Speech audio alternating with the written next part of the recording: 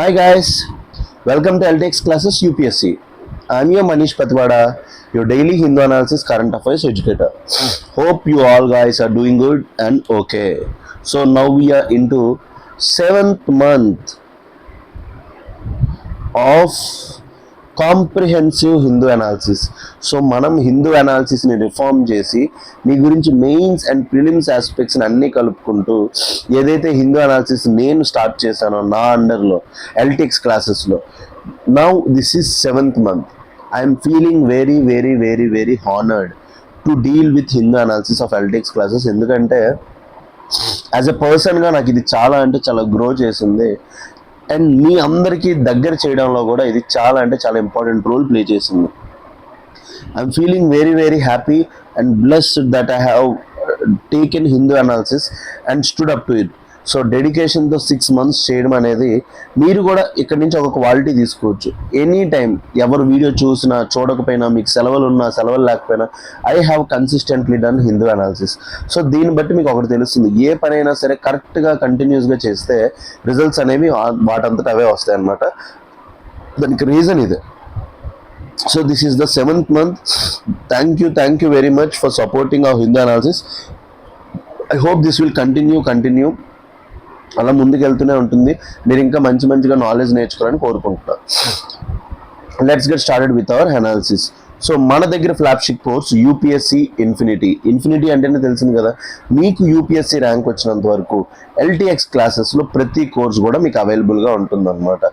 So ప్రతి live plus recorded session మీకు LTX క్లాసెస్లో అవైలబుల్గా ఉంటుంది.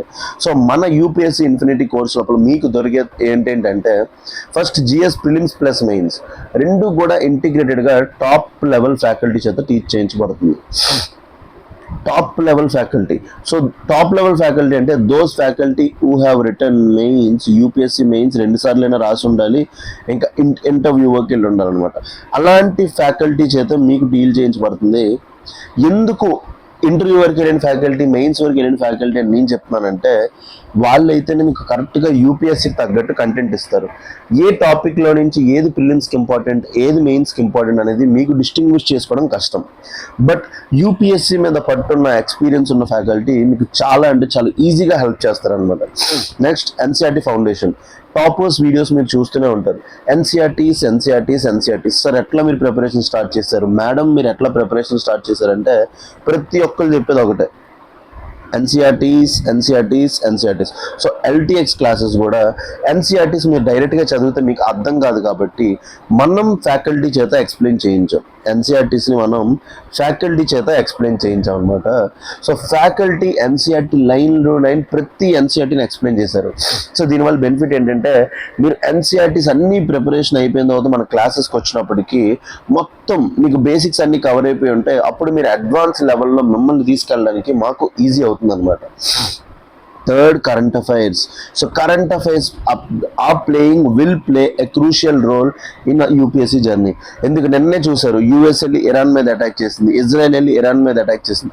So world is changing in a dynamic way. World చాలా అంటే చాలా డైనమిక్ వేలో చేంజ్ అవుతుంది కాబట్టి current affairs will play a very key role. Either it may be prelims, mains, interview. 3 స్టేజెస్లో ఏ స్టేజ్ అని అవనియండి, కరెంట్ అఫైర్స్ కంటూ దానికంటూ ఓన్ రోల్ ఉంది. So current affairs playing a very important role కాబట్టి కరెంట్ అఫైర్స్ని మనం నెగ్లెక్ట్ చేయకూడదు. So current affairs Hindu analysis ఏదైతే ప్రెస్టీజియస్ హిందూ అనాలిసిస్ ఉందో అది నేను డీల్ చేస్తున్నాను. ఇంకా నైట్ PT365 కరెంట్ అఫైర్స్ యాప్లో ఉంటుందన్నమాట. ఇయర్ రౌండ్ కరెంట్ అఫైర్స్ అన్ని సబ్జెక్ట్స్ డీల్ చేస్తున్నాం. సో ప్రెసెంట్ పాలిటీ అవుతుంది, నెక్స్ట్ ఎకానమీతో స్టార్ట్ చేస్తున్నాను. సో చూసుకోండి, మీతో పాటు ఎవరైతే కో ఆస్పిరెంట్స్ ఉన్నారో వాళ్ళందరూ గెయిన్ అయిపోతున్నారు. సో మీరు ఎప్పుడైతే ఈ కరెంట్ అఫైర్స్ ఎన్నింటి లోపల కూడా అప్డేటెడ్గా ఉంటారో అప్పుడే ప్రిలిమ్స్ అవ్వడానికి, మెయిన్స్ అవ్వడానికి ఛాన్సెస్ ఎక్కువగా ఉంటాయి. కరెంట్ అఫైర్స్లో ఎప్పుడైతే మీరు ల్యాకింగ్ అయిపోతారో అప్పుడు ఎగ్జామ్ కూడా మనకు దూరంగా వెళ్ళిపోతుంది. Next last test series. మనం ఎంత చదివినా ఏం చేసినా test series plays a crucial role. Prelims test series, mains answer writing. Prelims test series మన దగ్గర ఉన్న బెనిఫిట్ ఏంటంటే వీడియో ఎక్స్ప్లెనేషన్.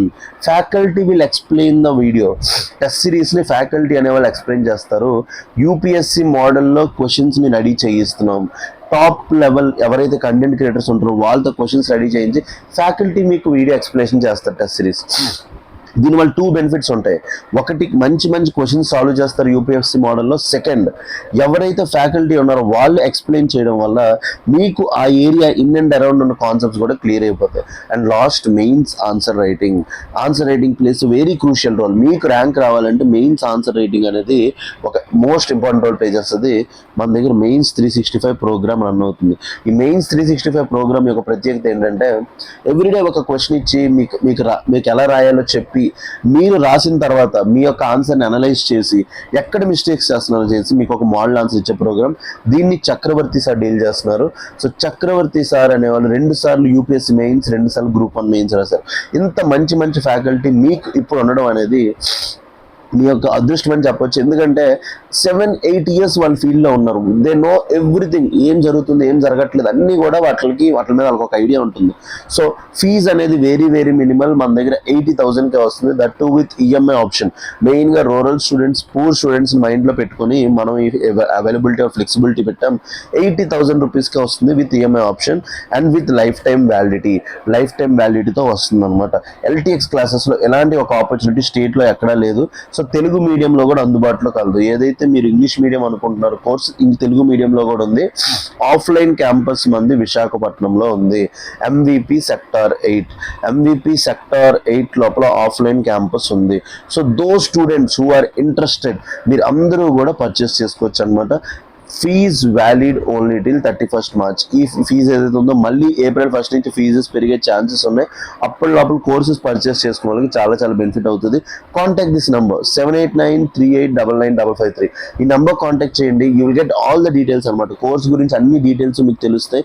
భారతి మ్యామ్ ఉంటారు. She will talk with you cordially. మీ నీడ్స్ బట్టి, మీ దాన్ని బట్టి మీకు యాప్ని ఆర్ కోర్సెస్ని సజెస్ట్ చేస్తారు. Download our LTX classes app.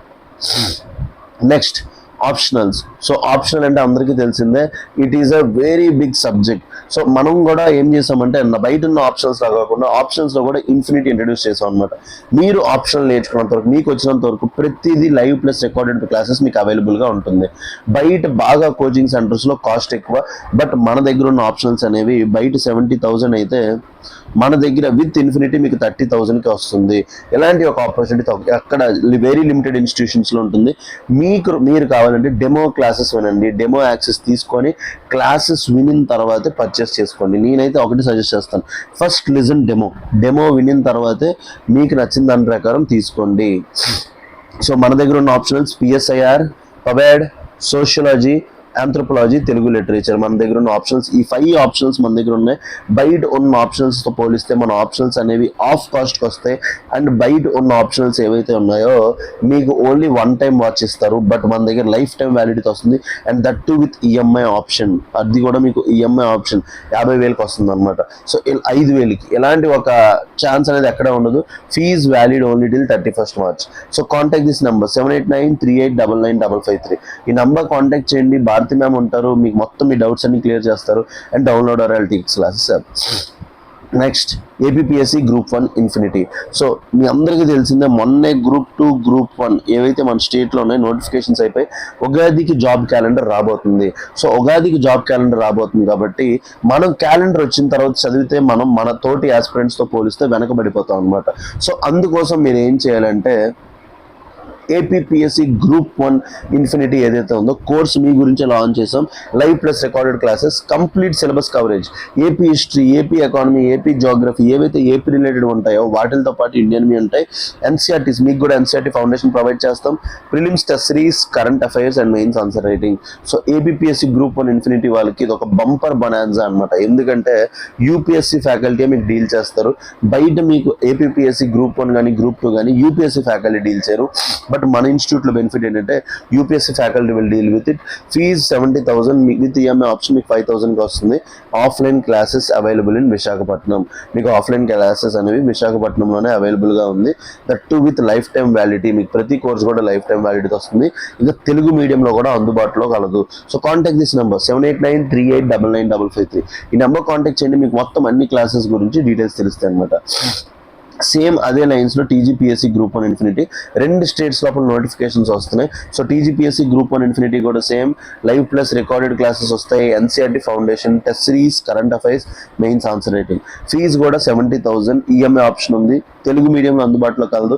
Offline campus విశాఖపట్నంలో మీకు కూడా క్లాసెస్ ఉన్నాయన్నమాట. చాలా మంది తెలంగాణ పీపుల్ ఎవరైతే ఉన్నారో వాళ్ళందరూ కూడా వచ్చేసి కోర్సెస్ తీసుకుంటున్నారు. with this and last group 2 test series. So group 2 test series, long term test series మనం లాంచ్ చేసాం. ఇది ఒక యునిక్ ఇనిషియేటివ్. 1 year కి 5,000 rupees test series. Same group 2 pattern లోపల టెస్ట్ సిరీస్ అనేది పెడుతున్నాం. 1 week ప్రిలిమ్స్ అయితే నెక్స్ట్ వీక్ జిఎస్ పేపర్ 1 అవుతుంది, mains paper 1, next week mains paper 2. అలా సిలబస్ ఏదైతే క్వశ్చన్స్ ఉంటాయో ఫ్యాకల్టీ ఎక్స్ప్లెయిన్ చేయడం వల్ల మీకు చాలా అంటే చాలా బెనిఫిట్ అవుతుంది అనమాట. I request each and every one, మీరు ఎవరెవరైతే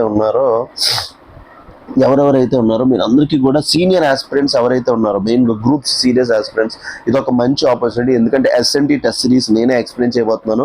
ఫస్ట్ డెమో సెషన్ మీకు అప్లోడ్ అయిపోతుంది.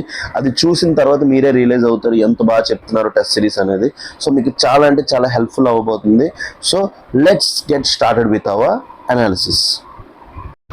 Hi guys, let's get started with our Hindu analysis of 8th March and 9th March.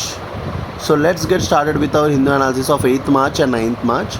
Guys, నేను నా ఆఫీస్ పని మీద రేపు మార్నింగ్ హిందూ అనాలిసిస్ అక్కడికి వెళ్ళి రికార్డ్ చేస్తాను. సో అక్కడ నాకు అంత టైం ఉండకపోవచ్చు కాబట్టి సండే ఉండే ఆర్టికల్స్ అన్నీ కూడా పీడిఎఫ్ చేయించుకున్నాను. మిగతా ఆర్టికల్స్ అనేవి ఎండ్ లోపల మీకు టై అయిపోయి వస్తాయి అన్నమాట. సో ఏంటి ఓన్లీ 5 ఆర్టికల్స్ ఉన్నాయనుకోకండి, రేపు 4 ఆర్టికల్స్ అనేవి ఎండ్లో యాడ్ చేయించేస్తాను. మొత్తం మీకు 9 ఆర్టికల్స్ రేపు మీకు దొరుకుతాయి. రేపు ఏదైతే మీరు వీడియో చూస్తారో ఈ వీడియోలో 9 ఆర్టికల్స్ ఉంటాయి. సో డోంట్ గెట్ కన్ఫ్యూజ్డ్, ఏంటి ఓన్లీ సండేది అప్లోడ్ చేశారు 9th March అప్లోడ్ చేయలేదు అనుకోకండి. కంప్లీట్ వీడియో వాచ్ చేయండి.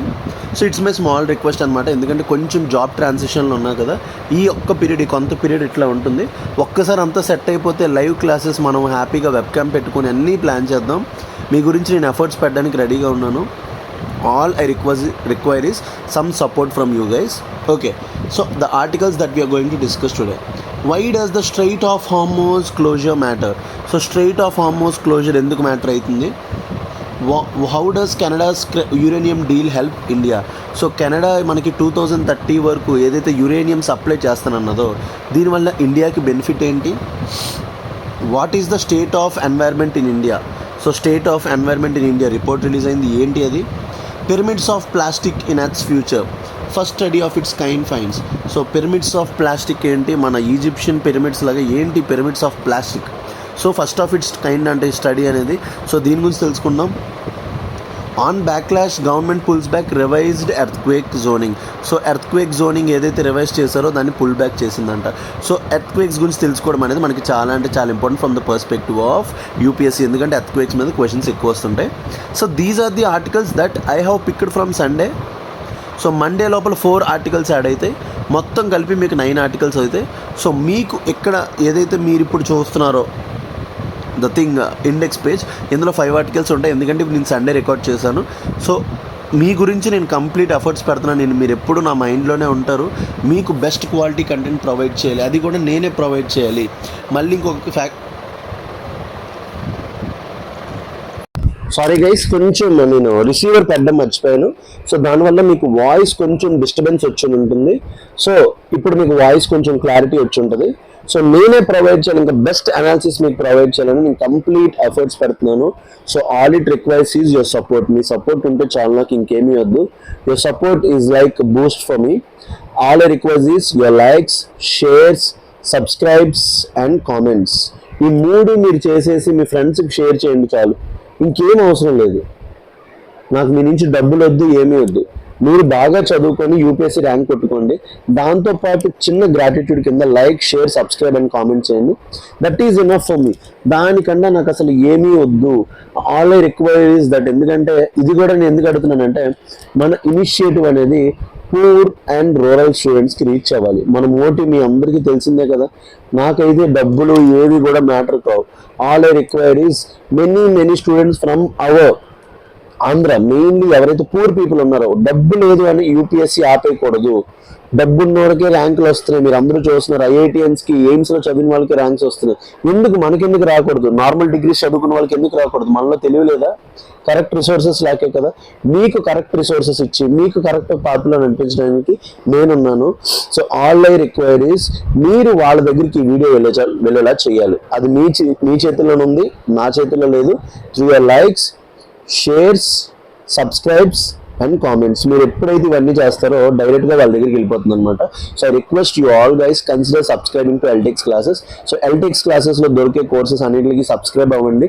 మనంత తక్కువ ప్రైస్కి కోర్సెస్ ఎవరు అవైలబుల్గా ఉంచరు. సో మీరందరూ ఇది మైండ్లో పెట్టుకొని మీరందరూ కూడా ముందుకెళ్తారని ఆశిస్తున్నాను అనమాట. So let's get started with our analysis. So first article, why does the strait of Hormuz closure matters. So ఇక్కడ ఒక పదం మాట్లాడారు డైరెక్ట్గా, స్ట్రైట్ ఆఫ్ హార్మోస్. చాలా అంటే చాలా important from the perspective of mains and prelims. ఎందుకంటే లొకేషన్ బేస్డ్ క్వశ్చన్స్ ఏవైతే న్యూస్లో ఉన్నాయో వాటి మీద ఎక్కువ వస్తాయి. Straight of హార్మోస్. So strait of Hormuz అనేది మనకి Persian Gulf. Straight of Hormuz అనేది ఏంటి? మనకి పెర్షియన్ గల్ఫ్ నుండి Gulf of Oman. So Gulf of Oman connect చేస్తుంది, అక్కడి నుంచి అరేబియన్ సీ. సో మీరు బాగా గుర్తుపెట్టుకోండి, మన స్ట్రైట్ ఆఫ్ హార్మోస్ అనేది పెర్షియన్ గల్ఫ్ నుంచి గల్ఫ్ ఆఫ్ ఒమాన్ కనెక్ట్ చేస్తుంది. ఈ స్ట్రైట్ ఆఫ్ హార్మోస్ మీద ఎవరు ఉన్నారు? ఇరాన్ ఉన్నారు.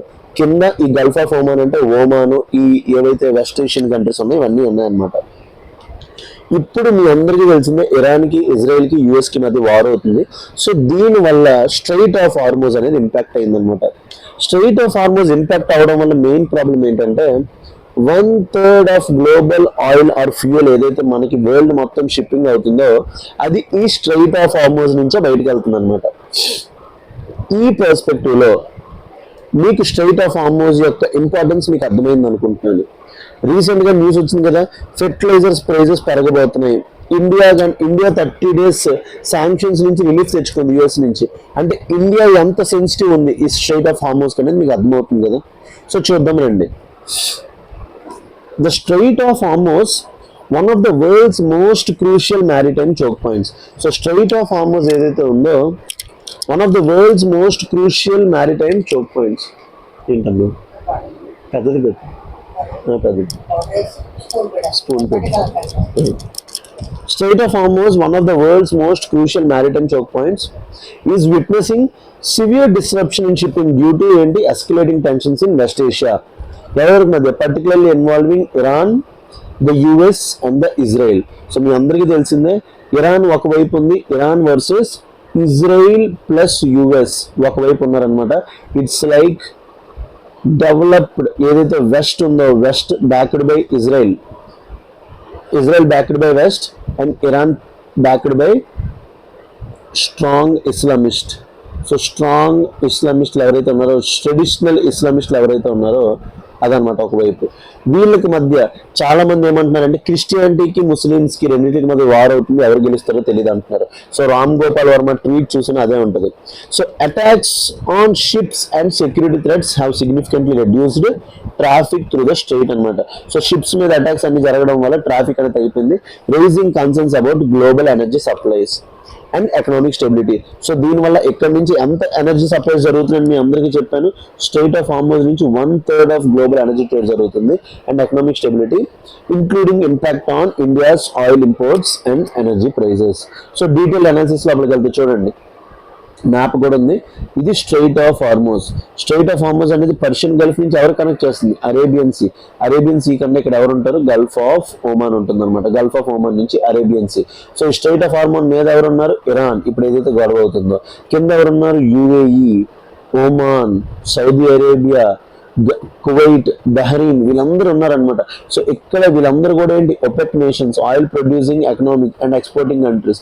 సో వీళ్ళకి ఇంత ఎనర్జీ ఉంది, 1/3 ఆఫ్ గ్లోబల్ ఎనర్జీ ఎక్కడి నుంచి వెళ్తుంది కాబట్టి very very important guys. Location based question కావచ్చు, చూసుకోండి. Strategic importance of straight of హార్మోస్. The strait of హార్మోస్ is a narrow water way. Straight of హార్మోస్ ఏంటంటే ఒక నారో వాటర్ వే కనెక్టింగ్ పెర్షియన్ గల్ఫ్ని ఎవరితో కనెక్ట్ చేస్తుంది? Gulf of Oman, connecting Persian Gulf with Gulf of Oman and the Arabian Sea. Features ఏంటి? At its narrowest point, it is about 33 kilometers wide. So narrowest point దగ్గర 33 kilometer wide ఉంటుంది. Lies between మీద ఎవరు ఉన్నారు? Iran, కింద ఎవరు ఉన్నారు? Oman, ఇటువైపు ఎవరు ఉన్నారు? యుఏఈ. సో నార్త్ లోపల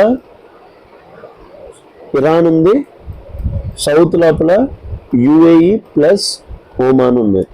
it serves as the primary export route of oil and gas from Persian Gulf. So Persian Gulf నుండి ప్రైమరీ ఎక్స్పోర్ట్ రూట్ కింద ఇది యాక్ట్ చేస్తుంది అనమాట. సో గ్లోబల్ సిగ్నిఫికెన్స్ చూడండి. సో ఎందుకు ఈ స్ట్రైట్ అంత ఇంపార్టెంట్ ఇప్పుడు మీకు అర్థమవుతుంది. Over 20% of global oil and gas shipment pass through the strait. So చూడండి, over 20% of global oil and gas shipment pass through the strait అంట. 20% అంటే ఎంత?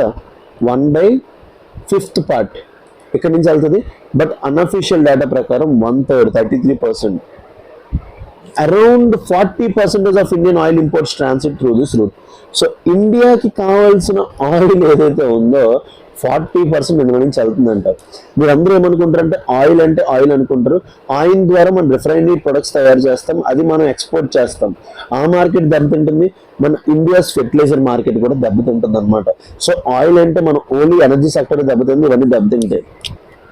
దస్ it is considered as one of the most, అందుకే దీని ఏమంటే one of the most strategic maritime choke points in the world. So current situation of the strait, present situation ఏంటి? The crisis escalated after US and Israeli attacks on Iran, which triggered Iranian retaliation. So main గా first US Israel కలిపి అతని మీద attack చేస్తే Iran retaliate చేస్తుంది. ఎవరికైనా అలాగే ఉంటుంది కదా, నాది పోయిన తర్వాత మిమ్మల్ని ఎందుకు నేను ఉంచుతాననే ఐడియాలజీ ఉంటుంది అనమాట. సో కీ డెవలప్మెంట్స్ ఏంటి? Shipping traffic across the straight has declined by 95% అంట. సో 100 షిప్స్ వెళ్తే నార్మల్గా అందులో ఇప్పుడు ఓన్లీ 5 షిప్స్ వెళ్తున్నాయంట. 95% షిప్స్ అనేవి తగ్గిపోయాయంట. 9 ships have already faced attacks in or near the strait. 9 షిప్స్కి అప్పుడే అటాక్స్ కూడా జరిగాయంట. Around 600 ships are stranded in the region. అలాగే ఉండిపోయి 600 షిప్స్ అనేవి ప్లాట్ఫామ్లో ఉండిపోయాయి. సో 250 బల్క్ క్యారియర్స్ అంట, 250 ఆయిల్ ట్యాంకర్స్ అంట, 50 గ్యాస్ క్యారియర్స్ అంట. చూడండి ఎంత ఎకనామిక్ యాక్టివిటీ ఆగిపోయిందో. మీకు చూస్తేనే గ్రావిటీ ఆఫ్ ది సిచ్యువేషన్ అర్థమవుతుంది అనుకుంటున్నాను. 95% షిప్పింగ్ ఆగిపోయింది. 600 షిప్స్ అనేవి అలాగే ఖాళీగా ఉన్నాయి. అందులో 250 బల్క్ క్యారియర్స్ ఉన్నాయి, 200 ఆయిల్ ట్యాంకర్స్ ఉన్నాయి, 50 గ్యాస్ క్యారియర్స్ ఉన్నాయి. ఇవన్నీ దేనివల్ల? Due to security threats.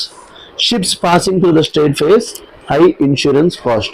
ఈ సెక్యూరిటీ థ్రెట్స్ వల్ల ఇప్పుడు ఎవరైనా గూడ్స్ని ఎక్స్పోర్ట్ చేయాలి లేదా షిప్ని అక్కడి నుంచి డెలివరీ చేయాలి మీ గూడ్స్ అంటే వాటి మీద ఇప్పుడు ఇన్సూరెన్స్ ఎవరైతే ఉంటారో హై ఇన్సూరెన్స్ కాస్ట్ అడుగుతారు, అంతే కదా.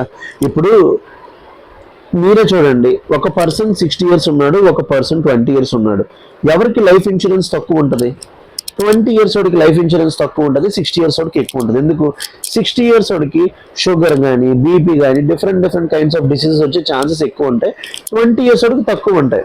సో అందుకే లైఫ్ ఇన్సూరెన్స్ ప్రీమియం అనేది ఓల్డ్ ఏజ్ పీపుల్కి ఎక్కువ ఉంటుంది, 20 years పీపుల్ తక్కువ ఉంటుంది. సో ఇన్సూరెన్స్ అనేది రిస్క్ బట్టి డిపెండ్ అయి ఉంటుంది అనమాట. సో ఇప్పుడు ఇందులో నుంచి వెళ్ళే షిప్స్కి ఇన్సూరెన్స్ అనేవాళ్ళు ఎక్కువ తీసుకుంటారు, ఎందుకంటే ఇప్పుడు ఏమున్నాయి, రిస్క్స్ ఎక్కువ ఉన్నాయి. Insurance of premiums have increased by 10 to 15 times in some cases. Insurance premiums అంటే 10 to 15 times పెరిగాయంట. అంటే ముందు 10 రూపాయలు తీసుకుంటే ఇప్పుడు 100 రూపీస్ నుంచి 150 రూపీస్ తీసుకుంటున్నారంట ఇన్సూరెన్స్ ప్రీమియం మీద. అంటే కాస్ట్ పెరిగిపోయిందంటే డైరెక్ట్గా అది ఎక్కడ చూపిస్తుంది? మన యొక్క ఓవరాల్ ప్రొడక్ట్స్లో చూపిస్తుంది. Next, international maritime law and shipping lanes. Under international law seas are treated as global commons. So నార్మల్గా ఇంటర్నేషనల్ ట్రీటీ ప్రకారం సీస్ని మనం ఎట్లా చూస్తాం? Global commons. Ships generally have the right of innocent passage through the international straits.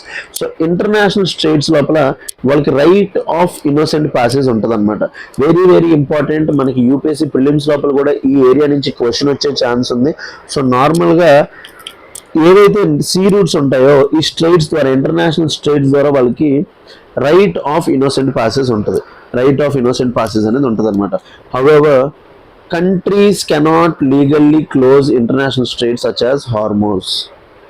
So వాళ్ళకి ఇప్పుడు ఈ countries ఏవైతే ఉన్నాయో క్లోజ్ చేయలేరు ఇంటర్నేషనల్ స్ట్రైట్స్ని. But security threats and attacks can effectively discourage shipping.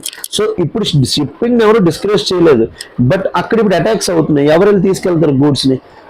ఆ షిప్ కంపెనీస్ ఏమంటే మా షిప్స్ ఇప్పుడు తీసుకెళ్ళామంటే మా మొత్తం పోతుంది. ఇన్సూరెన్స్ కంపెనీస్ ఏమంటే మాకు ఎక్కువ ఇన్సూరెన్స్ అవ్వండి అంటాడనమాట. హిస్టారికల్ ప్రెసిడెంట్ ఏంటి, ఎలాంటిది ఎప్పుడైనా జరిగిందంటే డ్యూరింగ్ ద ఇరాక్ వార్ అంటారు. Tankers attacks disrupted shipping in the reason. So 1980s లో జరిగిన ఇరాక్ వార్లో ఇట్లా జరిగిందంట. ఇంకొక ప్రాబ్లం ఏంటంటే ఈ స్ట్రైట్కి ఇంకేదైనా ఆల్టర్నేటివ్ ఉందనుకోండి, వేరే రూట్ ఏదైనా ఉంటే ప్రాబ్లం లేదు. ఈ స్ట్రైట్కి మెయిన్ ప్రాబ్లం ఏంటంటే limited alternatives to the strait. So limited alternatives to the strait అంటే నార్మల్గా ఆల్టర్నేటివ్స్ ఎక్కువ ఉంటాయి, but limited alternatives to the strait. Countries in the Persian Gulf have limited option if the strait is disrupted. So Persian గల్ఫ్లో ఉన్న కంట్రీస్కి ఇంకా option లేదు, ఎందుకంటే most cheapest form of transport అనేది సీ రూట్. సో దానికి మించిన ఆల్టర్నేటివ్ ఏం లేదు. సో పాసిబుల్ ఆల్టర్నేటివ్స్ ఏంటి, సౌదీ అరేబియాకి వెళ్ళి can transport oil to the Red Sea ports, example Yanbu through pipelines. So ఇప్పుడు ఒకటే ఉంది, ఎక్కడి నుంచి ఇది చూడండి, ఇది వెస్ట్ ఏషియా అనుకోండి, ఇది స్ట్రైట్ ఆఫ్ హార్మోజ్ అనుకోండి, ఇక్కడ పెర్షియన్ గల్ఫ్ ఆఫ్ ఒమన్ ఉంటే కింద ఏముంటుందంటే రెడ్ సీ నుంచి గల్ఫ్ ఆఫ్ ఏడెన్ ఉంటుంది అనమాట. సో ఇప్పుడు ఏమంటున్నాడంటే సౌదీ అరేబియా నుంచి ఈ రెడ్ సీకి పంపించాలంట ఆయిల్ ట్యాంకర్స్ ద్వారా, రెడ్ సీ పోర్ట్స్కి ఏంటి యన్బూ పోర్ట్కి పంపించాలంట. However Red Sea routes face risk due to Houthi attack. ఇక్కడ మెయిన్ ప్రాబ్లం ఏంటంటే యమన్ లోపల ఎవరు ఉంటారు, హౌతీస్ ఉంటారు. యమన్ లోపల ఒక రెబల్స్ ఉంటారు, ఎవరు హౌతీస్, వాళ్ళు కూడా అటాక్ చేసే ఛాన్స్ ఉంది. అక్కడ ఉండే స్ట్రైట్ పేరు ఏంటి, బాబలే మందాబ్ స్ట్రైట్ అనమాట. సో క్వశ్చన్ ఏ పర్స్పెక్టివ్ లోనే రావచ్చు, ఏ స్ట్రైట్ నుంచైనా రావచ్చు. సో బాబలే మందాబ్ అయినా రావచ్చు, ఇదైనా రావచ్చు. So therefore complete substitution of Hormuz route is difficult. So Hormuz రూట్ని పక్కన పడి స్ట్రైట్ చేయడం అనేది కష్టం అనమాట. So why the strait matters to Iran? ఈ స్ట్రైట్ ఎందుకు ఇరాన్కి మ్యాటర్ అవుతుందంటే Iran uses the strait of Hormuz as a strategic geopolitical leverage. So Iran అనేది ఈ స్ట్రైట్ని ఎట్లా యూజ్ చేస్తుంది, స్ట్రాటజిక్ జియోపొలిటికల్ లెవరేజ్ కింద యూజ్ చేస్తుంది. ఎందుకంటే 20% of global ships passing through the straight are Iranian. So 20% of the ships ఈ strait నుంచి పాస్ అయ్యి ఇరానియన్ వెళ్తే threatening closure can pressure the US and Israel. So ఒకవేళ ఇది క్లోజ్ చేస్తామని చెప్తే ఫస్ట్ ఎవరు దొరికిపోతారు, ఇజ్రాయెల్ అండ్ యుఎస్. దీనివల్ల ఏమవుతుంది, it helps Iran mobilise global diplomatic pressure to end conflict. ఒకవేళ ఇరాన్ దీన్ని క్లోజ్ చేస్తానంటే డెవలప్డ్ కంట్రీస్ అన్ని కూడా వెళ్ళి ఎవరి దగ్గరికి వెళ్తాయి, యుఎస్ ఇజ్రాయెల్ దగ్గరికి వెళ్తే, బాబు నువ్వు బాగానే ఉన్నావు, నీ దగ్గర అంత డబ్బులు ఉన్నట్టున్నాయి, ఇక్కడ మేము దొరికిపోయాం అనేసి అంటాం అనమాట. So Iran has used this leverage earlier during Iraq war. So 1980s లో జరిగిన ఇరాక్ వార్ లోపల కూడా సేమ్ జరిగింది. ఇంపాక్ట్ ఆన్ ఇండియా ఏంటి, కాస్టెస్ పెరిగిపోతాయి అనమాట. సో మెయిన్గా ఇంపాక్ట్ ఆన్ ఇండియా మనం చూసుకోవడం అవసరం. నేను మీకు ఏదైతే చెప్తూ ఉన్నానో, ఎవరైతే నా అనాలిసిస్ డైలీ ఫాలో అవుతారో మీ అందరికీ కూడా ఇది ఒక కేక్ వాగ్ లాగా ఉంటుంది. ఎందుకంటే మీరు దీనికి మించి ఉన్నారు, హిందూకి మించి ఉన్నారు. ఇప్పుడు నన్ను అడిగితే the knowledge that I'm giving you, నాకు 1% కూడా ఈగో ఉండదు, ఏమీ ఉండదు. నాకు తెలిసిందంతా చెప్తున్నాను విత్ కరెంట్ కంటెక్స్ట్. ఎందుకంటే నేను ఇంకా 3 years ఫీల్డ్లోనే ఉంటాను, ఇంకొక 2 attempts వరకు నా యూపీఎస్సీ జర్నీ ఉంటుంది. కాబట్టి మీకు అప్పటి వరకు నాతో పాటు మీకు కూడా ర్యాంక్ కొట్టించే బాధ్యత నాది. సో ఎనర్జీ సెక్యూరిటీ రిస్క్స్ ఏంటి, around 40% of Indian oil imports passes through the strait అనమాట. సో మన 40% ఆఫ్ ఇండియన్ ఆయిల్ ఇంపోర్ట్స్ ఎక్కడి నుంచి వస్తాయి, ఖతర్. ఇక్కడ నేను ఈ క్వశ్చన్ ఎన్ని సంవత్సరాల నుంచి ఎక్స్పెక్ట్ చేస్తున్నాను అంటే ఇప్పుడు యూపీఎస్సీ అడగలేదు. Qatar supplies half of India's LNG imports. So liquefied natural gas మన ఇండియా యొక్క హాఫ్ ఆఫ్ ఎల్ఎన్జీ ఇంపోర్ట్స్ ఎక్కడి నుంచి వస్తాయి, ఖతర్ నుంచి వస్తాయి. ఇది చాలా మందికి తెలియదు fact, which also moves through the హార్మోస్. So మీకు చెప్తున్నాను కదా, మాక్సిమం నాలెడ్జ్ మనకి హిందూ న్యూస్ పేపర్ నుంచే వస్తుంది, కరెక్ట్గా ఫాలో అవుతాయి. So Qatar supplies half of India's LNG imports which also move through Hormuz అనమాట. సో డిస్రప్షన్ వల్ల ఏమవుతుంది, increase fuel prices in India. డైరెక్ట్గా ఈ డిస్రప్షన్ వల్ల ఫ్యూయల్ ప్రైజెస్ పెరిగిపోతాయి. ఫ్యూయల్ ప్రైస్ పెరిగిపోయిందంటే ఏంటి, ఇన్ఫ్లేషన్. మెయిన్గా సప్లై సైడ్ ఇన్ఫ్లేషన్ వస్తుంది, పర్చేసింగ్ పవర్ ఆఫ్ పీపుల్ దెబ్బతింటుంది, రూపీ డెప్రిషియేట్ అవుతుంది. ఇవన్నీ మీకు ఎకనామిక్స్లో నేర్చుకుంటారు. Effect power generation and industrial output. So power generation impact చేస్తుంది, ఇండస్ట్రియల్ అవుట్పుట్ని కూడా ఇంపాక్ట్ చేస్తుంది. సెకండ్ ఏం చెప్పాను, ఇది ఓన్లీ ఎనర్జీ సెక్టర్ని ఇంపాక్ట్ చేయదు, ఫెర్టిలైజర్ సెక్టర్ని కూడా ఇంపాక్ట్ చేస్తుందని చెప్పాను. About 30% of India's natural gas is used in fertiliser production. So ఏదైతే లిక్విఫైడ్ న్యాచురల్ గ్యాస్ మనం తెచ్చుకుంటున్నాం ఖతర్లో, అందులో 30% ఆఫ్ ఇండియాస్ న్యాచురల్ గ్యాస్ అనేది మనం అందులో యూజ్ చేస్తాం ఫెర్టిలైజర్ ప్రొడక్షన్. సో ఇప్పుడు లిక్విఫైడ్ న్యాచురల్ గ్యాస్ మనకు రాలేదనుకోండి, అమోనియా అండ్ ఫెర్టిలైజర్ సప్లై కూడా ఇంపాక్ట్ అయిపోయి వాటి యొక్క ప్రైజెస్ పెరిగిపోతాయి. సో ఇవి పెరిగిపోయిన డైరెక్ట్గా ఎవరి మీద ఇంపాక్ట్ చూపిస్తుంది? Farmers who are backbone for our country. So డైరెక్ట్గా ఫార్మర్స్ మీద ఇంపాక్ట్ చూపిస్తుంది. చూడండి next, cooking gas LPG concerns. Around 60% of LPG imports passes through the strait. So మన ఎల్పిజి లిక్విఫైడ్ పెట్రోలియం గ్యాస్ ఏదైతే మన cooking gas Ujjwala Yojana, PM Ujjwala Yojana 60 rupees పెరిగిపోయింది ఇప్పుడు fuel gas cylinder మీద. సో అదే చూసుకోండి, ఎల్పిజి షార్టేజ్ కు directly impact household cooking fuel supplies అనమాట.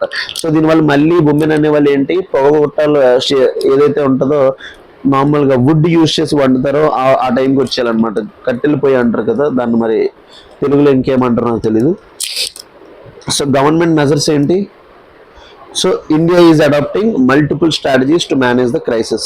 సో ఫస్ట్ ఏంటి, మనం 40% డిపెండెన్స్ ఉన్నాం కాబట్టి డైవర్సిఫైయింగ్ ఎనర్జీ సోర్సెస్. సో మనం ఫస్ట్ డైవర్సిఫై ఎనర్జీ సోర్సెస్ చేసుకుందాం అనుకుంటున్నాం.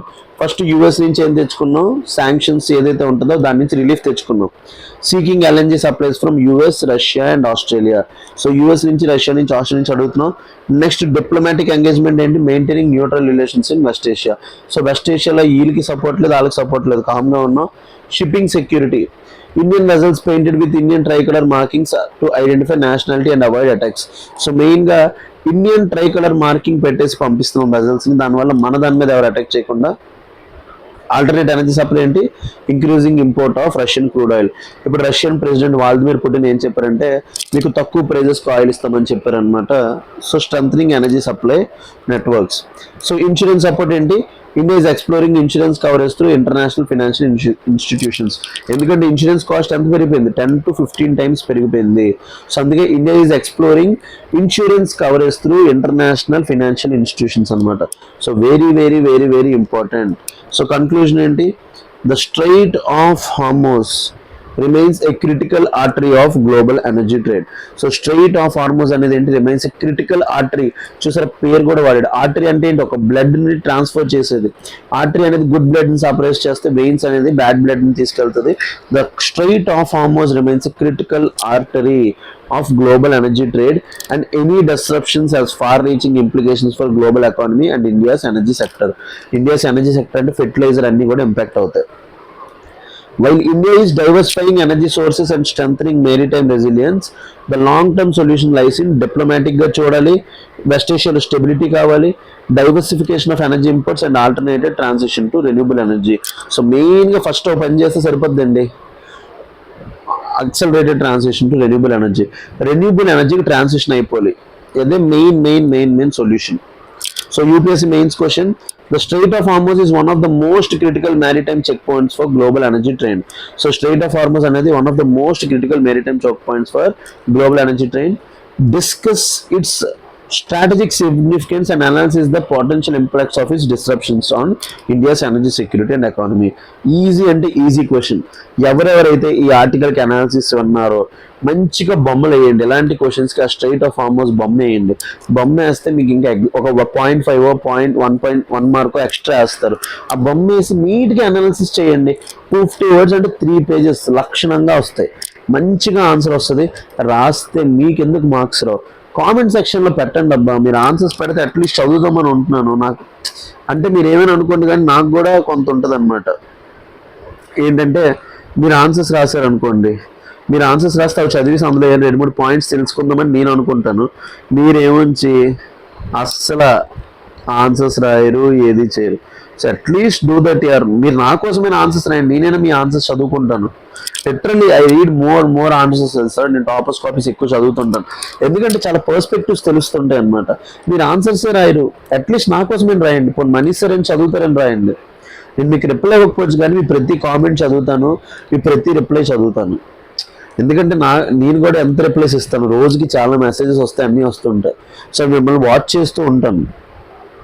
సో మీరు తిట్టినా పడతాను, ఎవరు పొగిడినా పడతాను. సో మీరు మ్యాక్సిమం తిట్టరు నన్ను, అందరూ పొగిడే వాళ్ళే. సో ఏదైనా పర్లేదు, I'm ready to improve.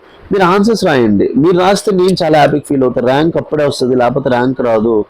Please please please. How does Canada's uranium deal help India? So Canada uranium deal అనేది ఎలా ఇండియాకి హెల్ప్ చేసింది? రీసెంట్గా తెలుసు కదా, కెనేడియన్ ప్రైమ్ మినిస్టర్ పేరేంటి, కార్నే వచ్చాడు కదా ఇండియాకి. ఇండియా నుంచి ఆస్ట్రేలియా వెళ్ళాడు, అక్కడి నుంచి జపాన్కి వెళ్ళాడు. జపాన్తో హిస్టారిక్ డీల్ కూడా సైన్ చేసుకున్నారనమాట. సో చాలా చాలా డీల్స్ జరుగుతున్నాయి కదా. ఈ పర్స్పెక్టివ్లో ఇండియాకి ఎలా హెల్ప్ అవుతుంది కెనడా యురేనియం డీల్? సో చూడండి, India sign a Canadian 2.6 billion dollars uranium supply deal with Chemco. So చూసుకోండి, కెనేడియన్ డీల్, మనం కెనడాతో ఎంత డీల్ సైన్ చేసుకున్న అమౌంట్ ఎంత? 2.6 billion dollars uranium supply deal with Cameco. ఈ క్యామ్కో ఏంటి? One of the world's largest uranium producer. The arrangement ensures supply of around 10,000 tons of uranium to India between 2027 and 2035. 2027 నుంచి 2035 కంట మనకి ఎంత ఇస్తారంట? 10,000 tons of uranium ఇస్తారంట. This is not a normal amount. The deal comes as India seeks to strengthen its nuclear power programme and energy security. మన India లోపల nuclear energy capacity ఇప్పుడు ఎంత ఉంది? Just 1.5%, which represents 8 gigawatts. 8 gigawatts capacity ఉంది. దాన్ని మనం 100 gigawatts చేద్దాం అనుకుంటున్నాం. 100 gigawatts చేద్దాం అనుకుంటే nuclear programme is the key అనమాట. సో ఇందాక మీద ఆర్టికల్లో చూసాం, ఈ ఆయిల్ మీద డిపెండ్ అవ్వలేం. సో అందుకే while addressing the shortage of high grade uranium, మన ఇండియా లోపల ఏం లేదు, హై గ్రేడ్ యురేనియం లేదు. సో చూద్దాం రండి, డీటెయిల్ అనాలిసిస్ వెళ్తే, India's uranium reserves and supply situation. India possesses both domestic uranium reserves and imported stockpiles. So మన India లోపల కూడా డొమెస్టిక్ యురేనియం రిజర్వ్స్ ఉన్నాయి అండ్ ఇంపోర్టెడ్ స్టాక్ ఫైల్స్ ఉన్నాయి. మన అనంతపూర్ ఈ ఏరియాస్ లోపల కూడా యురేనియం దొరుకుతుంది. But domestic resources are limited in quality. మన దగ్గర ఉండే రిసోర్సెస్ క్వాలిటీగా ఉండవు. సో డొమెస్టిక్ యురేనియం రిజర్వ్స్ చూడండి, 4.2 to 4.3 lakh tons of ore. మన దగ్గర ఉన్న దాన్ని ఎస్టిమేట్ చేస్తే ఎంత వచ్చిందంట? 4.2 to 4.3 lakh tons of ore అంతా. మేజర్ మైనింగ్ రీజన్స్ ఏంటి?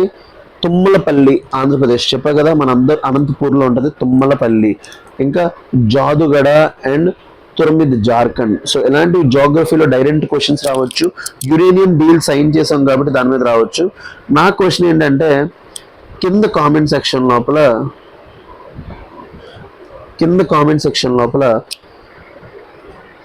ఓర్స్ ఆఫ్ యురేనియం రాయండి.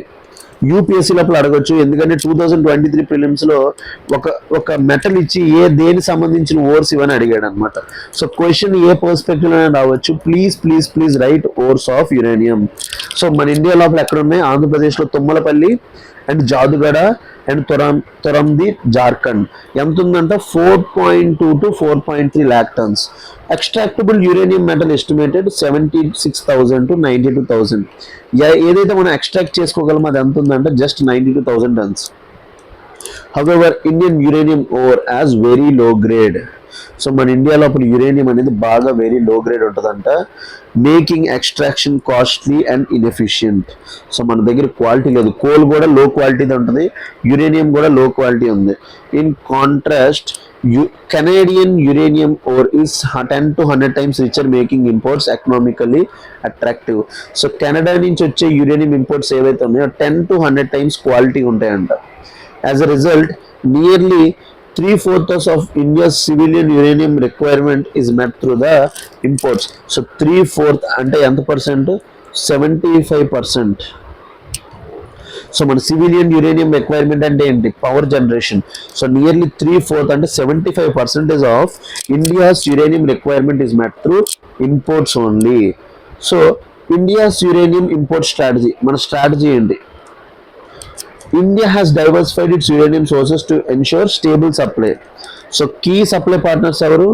ఇప్పుడు కెనడాతో సైన్ చేసుకున్నాం కెమికో డీల్. ఈ కెమికో డీల్ ద్వారా 2027 నుంచి 2035 వరకు ఎంత? 10,000 tons. So 10,000 tons of uranium తెచ్చుకుందాం అనుకుంటున్నాం. నెక్స్ట్ మనకి కజాకిస్తాన్ దగ్గర లార్జెస్ట్ యురేనియం రిజర్వ్స్ ఉన్నాయి వరల్డ్ లోపల. సో కజాకిస్తాన్ లోపల కజాటొమంప్రోన్ అగ్రిమెంట్, ఇంకా ఉజ్బెకిస్తాన్ అండ్ రష్యాతో కూడా ఉన్నాయన్నమాట. India is also planning to build a strategic uranium reserves sufficient for 5 years to prevent disruptions in supply chains. So ఇప్పుడు స్ట్రాటజిక్ పెట్రోలియం రిజర్వ్స్ చూసారు కదా ఎక్కడ ఉన్నాయి, విశాఖపట్నం, మ్యాంగ్లూర్, పాడోర్, నెక్స్ట్ చండీగఢ్లో డెవలప్ చేద్దాం అనుకుంటున్నాం కదా. అట్లాంటి స్ట్రాటజిక్ పెట్రోలియం రిజర్వ్స్ లాంటివి strategic uranium reserves India build చేద్దాం అనుకుంటుంది, sufficient for 5 years. So important points ఏంటి, imported uranium cannot legally be used for nuclear weapons under international safeguards. So మనకి న్యూక్లియర్ సప్లై గ్రూప్స్ ప్రకారం డైరెక్ట్గా ఉంటుంది అనమాట. ఇంపోర్టెడ్ యురేనియం మీరు యూజ్ చేసుకొని cannot legally be used for nuclear weapons. So వాటిని only civilian uses కోసమే చూసుకోవాలి. మీరు దాన్ని తీసుకెళ్ళి మేము న్యూక్లియర్ వెపన్స్ డెవలప్ చేస్తాం, పాకిస్తాన్కి అగెనిస్ట్గా బాంబులు తయారు చేస్తామంటే అవదనమాట.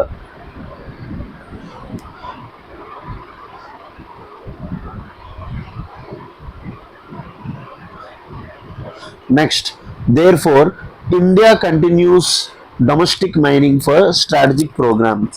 సో అందుకోసం మనకి డొమెస్టిక్ మైనింగ్ అనేది అవసరం అనమాట. మనం ఏమైతే న్యూక్లియర్ స్టాక్ పైల్ ఇప్పుడు చూస్తున్నారు కదా వార్స్ ఎన్ని జరుగుతున్నాయో, ఈ వార్స్ పర్స్పెక్టివ్లో మనం కనుక న్యూక్లియర్ వెపన్స్ డెవలప్ చేసుకోవాలంటే మనకి డొమెస్టిక్ మైనింగ్ తప్పదు, డొమెస్టిక్ మైనింగ్ ఆపలేము. సో డొమెస్టిక్ మైనింగ్ అనేది మనకి వెపన్స్కి సరిపోతుంది అనమాట. Next, role of 2010 India Canada civil nuclear cooperation agreement. So 2010 లోపల India Canada civil nuclear cooperation agreement sign చేసామంట. So the uranium deal operates under 2010 India Canada civil nuclear cooperation agreement. Background ఏంటి, signed after nuclear supply groups. మనం nuclear supply గ్రూప్స్లో waiver ఇచ్చారు, మనం member కాకపోయినా. That allowed India to engage in civil nuclear trade. దేనివల్ల Obama వచ్చేసి మన్మోహన్ సింగ్తో కలిసి మనకి డీల్ సైన్ చేశారు, హిస్టారిక్ అగ్రిమెంట్ అనమాట. మనం న్యూక్లియర్ సప్లైర్ గ్రూప్లో మెంబర్ కాకపోయినా సరే మనకి వేవర్ ఇచ్చారు. That allowed India to engage in civil nuclear trade despite not being a signatory అంటే member to the non proliferation treaty. So మనకి నాన్ ప్రొలిఫరేషన్ ట్రీటీ అని ఉంటుంది, అందులోపల ఏంటంటే only P5 countries nuclear weapons ఉన్న వాళ్ళే ఉండాలి, మిగతా ఎవరి దగ్గర న్యూక్లియర్ వెపన్స్ ఉండకూడదు. The waiver was facilitated by India-US 123 nuclear agreement. So ఏదైతే మనకి కెనడా వచ్చిందో ఈ India-US 123 న్యూక్లియర్ అగ్రిమెంట్ ద్వారా పోయిందనమాట. So key features of nuclear ఏదైతే కెనడా అగ్రిమెంట్ ఉందంటే, India must maintain fissile material accounting and transparency regarding nuclear fuel use. So మనకి నార్మల్గా ఫెర్టైల్ అండ్ ఫిసైల్ ఉంటుంది. సో నార్మల్గా ఓర్ లోపల యురేనియం 238 కాన్సన్ట్రేషన్ ఎక్కువ ఉంటుంది, 235 కాన్సన్ట్రేషన్ తక్కువ ఉంటుంది. ఫిసైల్ అంటే యురేనియం 235 కాన్సన్ట్రేషన్ ఎక్కువ ఉండదు. మనకి వెపన్స్కి కావాల్సింది ఫిసైల్, బట్ ఓర్ లోపల ఏముంటుంది 238. సో ఈ తెచ్చిన ఓర్ని మనం ఏం చేయాలి, ఎన్రిచ్ చేసేసి 235 కింద పెంచాలన్నమాట. సో ఆ ప్రాసెస్ని ఏమంటాం, ఎన్రిచ్మెంట్ అంటాం అనమాట. సో ఇక్కడ అందుకే చెప్తున్నాడు, India must maintain fissile material accounting, transparency regarding nuclear fuel use. So తెచ్చుకున్న మెటీరియల్ని ఎంత యూస్ చేస్తున్నాం న్యూక్లియర్ మెటీరియల్ కోసం అని చూపించాలి. ఇంప్లికేషన్స్ ఏంటి, some critics argue it's slightly limit strategic autonomy. So critics ఏం చెప్తారు, మేము ఇంపోర్ట్ చేసుకున్న యూరియంతో మేము ఏం చేసుకుంటాం మా ఇష్టం, బట్ ఏం చెప్తాం, వాళ్ళు సప్లై చేసిన వాళ్ళు ఏంటి, న్యూక్లియర్ వెపన్స్ పెరిగిపోకుండా చూసుకుంటారు. Otherwise it significantly expanded India's access to global nuclear fuel markets. So nuclear supply agreement US agreement ద్వారా మనకి న్యూక్లియర్ మార్కెట్స్ పెరిగిందనమాట. How India uses uranium, import చేసుకున్న యురేనియంని మనం ఎట్లా యూజ్ చేస్తాం. India currently operates 24 nuclear reactors with capacity of around 9 gigawatts. స్టార్టింగ్లోనే చెప్పేశాను మీకు, ఈ డేటా ఏది కూడా నేను చూడను. We have to be this much clarity. మనకి ఇంత క్లారిటీ ఉంటేనే మనం UPSC మెయిన్స్ ఆన్సర్ రైటింగ్కి రెడీగా ఉన్నట్టు అనమాట. సో నా మైండ్ నుంచి ఆన్సర్స్ అనేవి టప్ప ఎట్లా వస్తాయి, మనం ఇట్లా చూస్తేనే. India currently operates 24 nuclear reactors with combined capacity of 9 gigawatts. So literally 8.8 gigawatts ఉంది, దాన్ని 9 గీగావాట్స్ అంటారు. మేజర్ రియాక్టర్ టైప్స్ ఏంటి, మనకి nuclear programme 3 stage nuclear programme 1, 2, 3.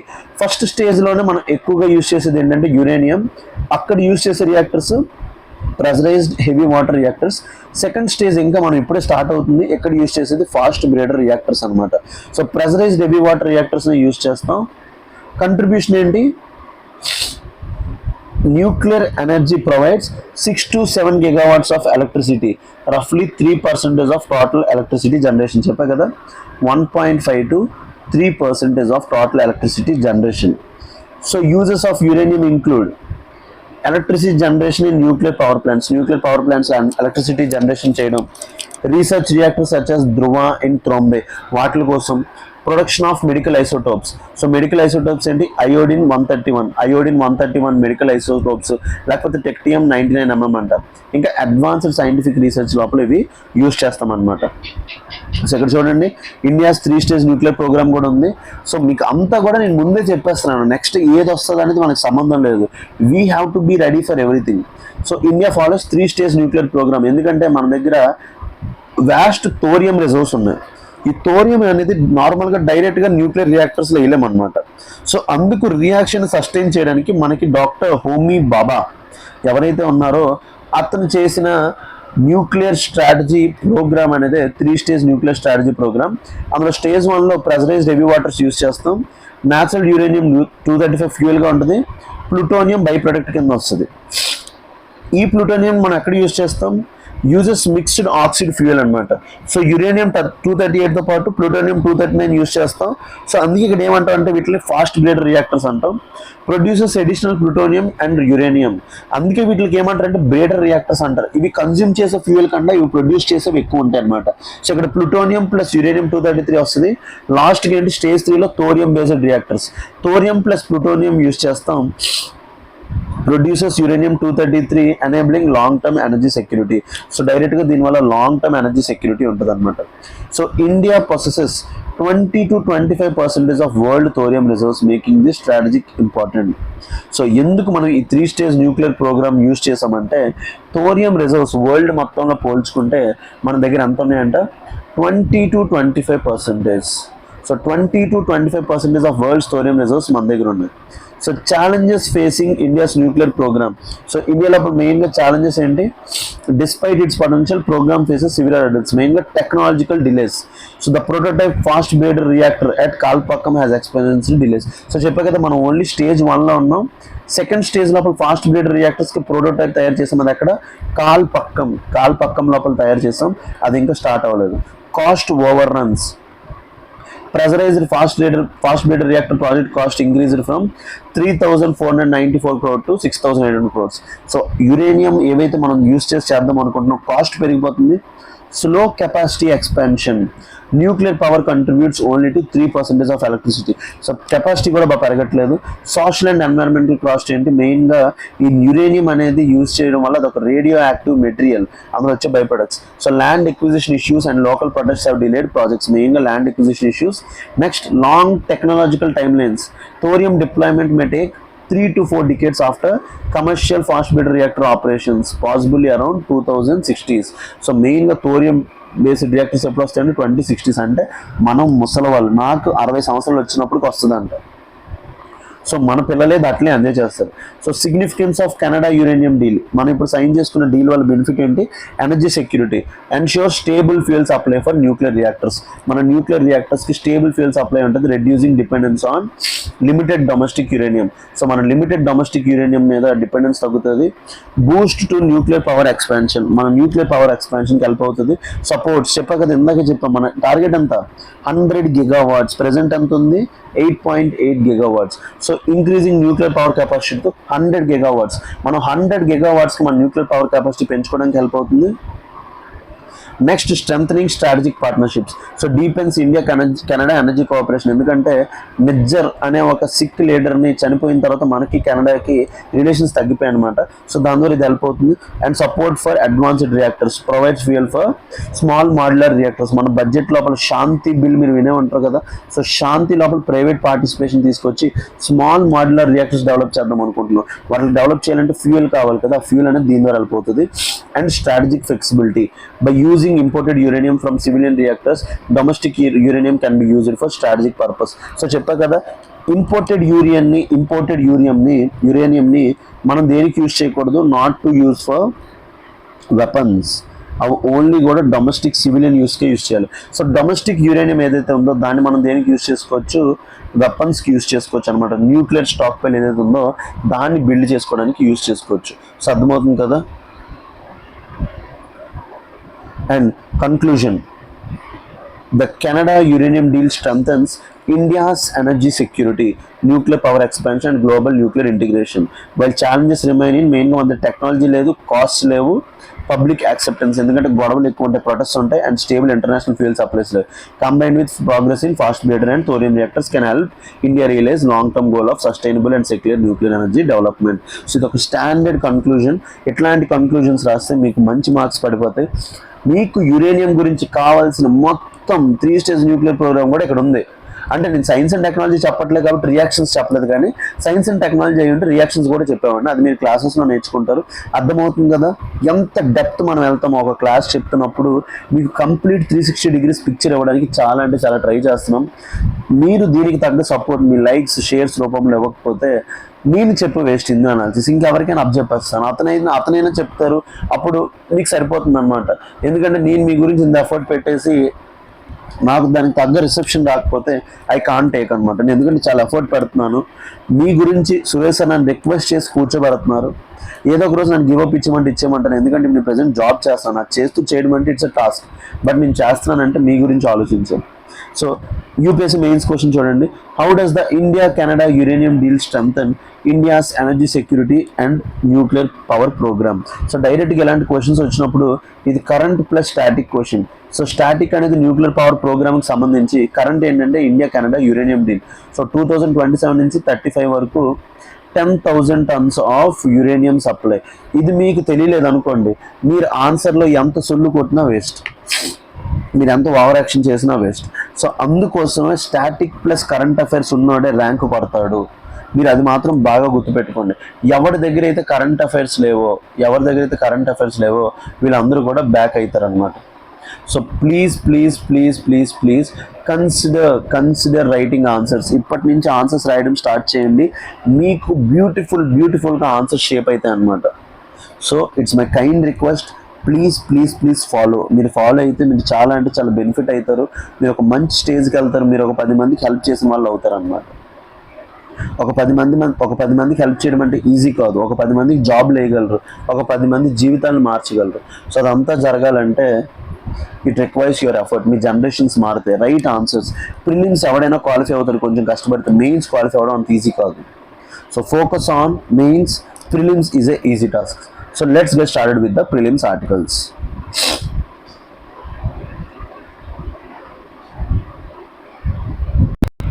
Okay guys, let's get started with the prelims articles of Sunday.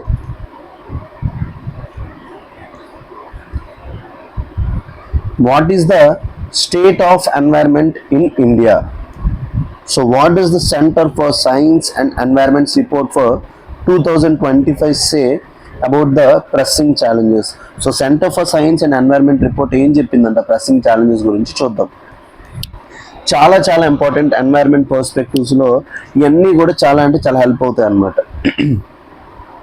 The centre for science and environment release the report state of India's environment 2026.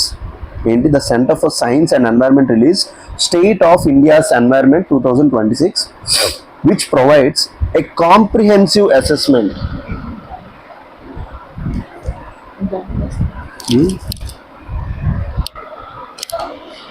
అవును నా కొత్త ATM ఎక్కడ ఉందో చూడు. which provides a comprehensive assessment of environmental challenges in India.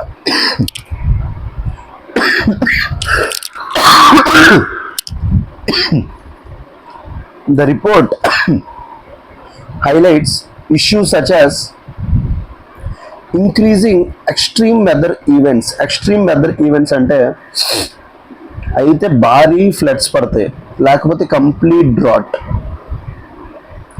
లేకపోతే heat waves, లేకపోతే tropical cyclones గట్టిగా వస్తాయి. వీటిలో ఏమంటాం? ఎక్స్ట్రీమ్ వెదర్ ఈవెంట్స్ అంటాం అనమాట. ఏవి కూడా మోడరేషన్లో ఇంటెన్సిఫైయింగ్ ఫ్లడ్స్ ఇంటెన్సిఫై అవుతున్నాయి. Changes in tigers behaviour. Tiger బిహేవియర్లో కూడా చేంజెస్ చూసామంట. And gaps in air quality monitoring indicating growing environmental stress across the country. So ఇక్కడ ఏవేవైతే ఎక్స్ప్రెస్ చేశారో వీటి మీద నుంచి ప్రిలిమ్స్లో క్వశ్చన్ రావచ్చు. ఎక్స్ట్రీమ్ వెదర్ ఈవెంట్స్ ఇంక్రీజ్ అవుతున్నాయి, ఫ్లడ్స్ ఇంటెన్సిఫై అవుతున్నాయి, చేంజెస్ ఇన్ టైగర్ బిహేవియర్ అంట, and gaps in air quality monitoring. So చూడండి, what does report say? What does the report say? The Center for Science and Environment report, State of India's Environment 2026 highlights worsening environmental conditions in India. The Center for Science and Environment report, ఇది release చేసింది, State of India's Environment 2026 highlights worsening environmental conditions in India. Extreme weather events are increasing with 2025 witnessing highest frequency in recent years, causing deaths and large scale damage. So చెప్పా కదా, అయితే భారీగా floods వస్తాయి, లేకపోతే drought వస్తుంది అనమాట. వీటిని ఏమంటామంటే ఎక్స్ట్రీమ్ వెదర్ ఈవెంట్స్ అంటాం అనమాట. సో 2025లో మనం హైయెస్ట్ ఎక్స్పీరియన్స్ చేసామంట. Next, flood risks are rising due to climate change and poor land use planning. ఒకవైపు క్లైమేట్ చేంజ్ పెరిగిపోతుంది, సో దీనివల్ల ఏమవుతుందంటే టెంపరేచర్స్ బాగా పెరగడం వల్ల absolute humidity of the cloud పెరిగిపోతుంది, ఇంకా రిలేటివ్ హ్యూమిడిటీ పెరిగిపోవడం వల్ల క్లౌడ్స్ అనేవి బాగా హెవీగా అయిపోతున్నాయి. తర్వాత కండెన్స్ అవ్వగానే వర్షాలు చాలా గట్టిగా పడిపోతున్నాయి అనమాట. ఇంకా poor land use planning, maximum ల్యాండ్స్ని మనం కన్వర్ట్ చేసేస్తున్నాం అగ్రికల్చర్ ల్యాండ్స్ కింద, ఇంకా ఇన్ఫ్రాస్ట్రక్చర్ కింద. రిక్వైరింగ్ న్యాచురల్ బేస్డ్ సొల్యూషన్స్, దీన్నే ఏమంటామంటే నాబ్స్ అంటాం, దీన్నే ఏమంటాం NABS అంటాం. అండ్ క్లైమేట్ రెసిలియంట్ ఇన్ఫ్రాస్ట్రక్చర్, ఇంకా క్లైమేట్ రెసిలియంట్ ఇన్ఫ్రాస్ట్రక్చర్ అవుతున్నారు. Next, human tiger conflicts are increasing as tiger habitats overlap with areas inhabited by millions of people. So రీసెంట్గా మీరు రాజమండ్రిలో చూసుంటే టైగర్ అనేది కంప్లీట్గా తిరిగేసింది. సో ఇది ఒక నార్మల్ థింగ్ అయిపోయింది అనమాట. టైగర్స్, చీతాస్ అనేవి హ్యూమన్ హ్యాబిటేషన్స్ లోపలికి రావడానికి ట్రై చేస్తున్నాయి అనమాట. సో ఇవన్నీ జరుగుతున్నాయి. So air pollution monitoring remains inadequate. So air pollution monitoring remains inadequate with only 15% of Indian population living near continuous air quality monitoring stations, leaving larger areas unmonitored. So ఏదైతే మనం గాలి పీలుస్తున్నామో అది గుడ్డా బ్యాడా మనకు తెలిసే రైట్ ఉందా లేదా? అది తెలిసే రైట్ కూడా మన దగ్గర లేదు. ఎందుకు? ఎయిర్ పొల్యూషన్ మానిటరింగ్లోనే ప్రాబ్లం ఉందంటే రిమైన్స్ ఇన్ఎడిక్వేట్ అంట with only 15% of Indian population living near continuous air quality monitoring. So ఇప్పుడు నేను ఏదైతే సెక్రటేరియట్కి వెళ్తున్నానో అక్కడ continuous air quality monitoring station ఉంది. సో నాకు తెలుస్తుంది నేను ఎయిర్ పీలుస్తున్నాను. బట్ మీ పరిస్థితి ఏంటి? మీరు ఉన్న ప్లేసెస్ లోపల మీరు పీల్చే ఎయిర్ క్వాలిటీయా కాదా మీకు తెలుస్తుందా? సో దాన్ని బట్టే కదా మీరు ఓట్ వేయగలరు. ఇప్పుడు అవన్నీ చూసారంట. Overall the report warns of growing ecological crisis and calls for urgent climate action. So urgent climate action అడుగుతుంది and better environmental governance in India. So ఈ పర్స్పెక్టివ్ లోపల చూసుకుంటే prelims concept. So first, centre for science and environment. So state of environment report ఎవరు release చేస్తారంటే ఏంటి? Centre for science and environment. ఇలాంటి questions లోపల UPSC మనల్ని ట్రిక్ చేస్తాడు. ఏ UNEPO లేకపోతే wild life institute of India ఎలాంటివి ఇస్తూ ఉంటాడు. But centre for science and environment release చేస్తుంది. Public interest research and advocacy organisation based in New Delhi. So ఇది ఒక public interest research and advocacy organisation New Delhi అంట. Founded in 1980 by Anil Agrawal. 1980లో found చేశారు. Works on environmental policy మీద వర్క్ చేస్తుంది, climate change మీద, pollution మీద, water management, sustainable development. Publishes annual state of India's environment report. So state of India's environment report అనేది ఎవరు release చేస్తారు? Centre for science and environment. ఇది ఒక public interest research and advocacy organisations. చూసుకోండి, questions ఈ పర్స్పెక్టివ్లో వస్తాయి. మనకి యూపీఎస్సీ ఎలాంటి ఏరియాస్ నుంచి ట్రిక్ చేస్తుంటాడు. సెకండ్, ఇందాక చెప్పే కదా న్యాచురల్ బేస్డ్ సొల్యూషన్స్ కావాలని. న్యాచురల్ బేస్డ్ సొల్యూషన్స్ అంటే ఏంటి? మన పాత పద్ధతులు యూజ్ చేసి. Environmental management approaches, use of natural ecosystems to address societal challenges. Example ఏంటి? వెట్లాండ్స్ని మళ్ళీ రీస్టోర్ చేయాలి. ఏదైతే మనకి మీకు మహేష్ బాబు సినిమా ఏంటది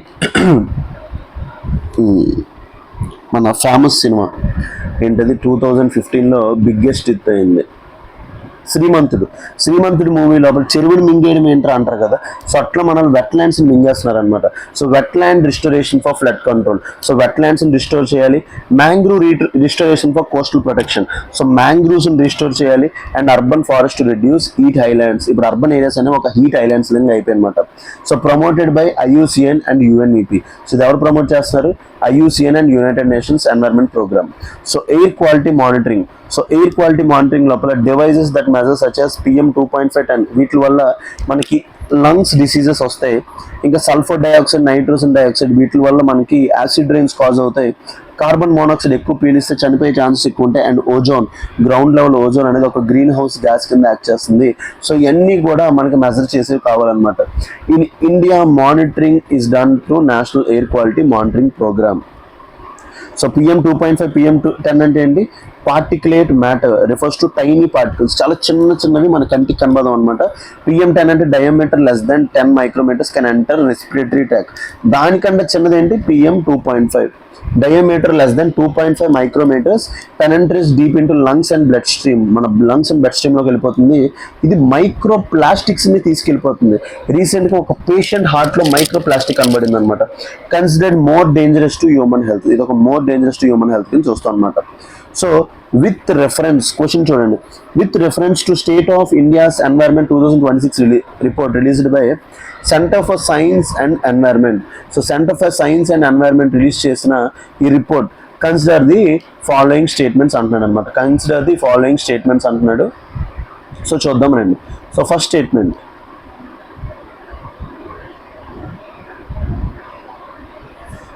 statement, the report states that extreme weather events in India were recorded on nearly all days of 2025. 2025 లో బాగా చూసాం మనం. Only 15% of Indian population live with 10 kilometers of continuous air quality monitoring. So only 15% of Indian population ఉన్నారు. The report highlights that tiger populations are declining sharply in India due to climate change. So tiger population కి climate change కి సంబంధం లేదు, human animal conflict గురించి మాట్లాడారు. So దాంట్లో tiger population తగ్గిపోతుంది climate change వల్ల అని చెప్పలేదు రిపోర్ట్ లో. So correct answer to this question is 1 and 2 only. ఇంత డెప్త్ క్వశ్చన్స్ అడగరు. State of environment in India report released by whom అని అడుగుతాడు. Centre for science and environment, so ఎవరు రిలీజ్ చేస్తారు? Centre for science and environment. ఒక్కటి గుర్తుపెట్టుకోండి సరిపోతుంది. Third statement is wrong. The report discusses increasing human tiger conflict గురించి మాట్లాడతారు తప్ప వాటి పాపులేషన్ తగ్గుతుంది, వాటి పాపులేషన్ పెరుగుతుందని ఎక్కడ మెసేజ్ చెప్పలేదు. ప్రణయ్ క్లాస్లో ఉన్నాను, ఒక్క 5 minutes చేస్తా.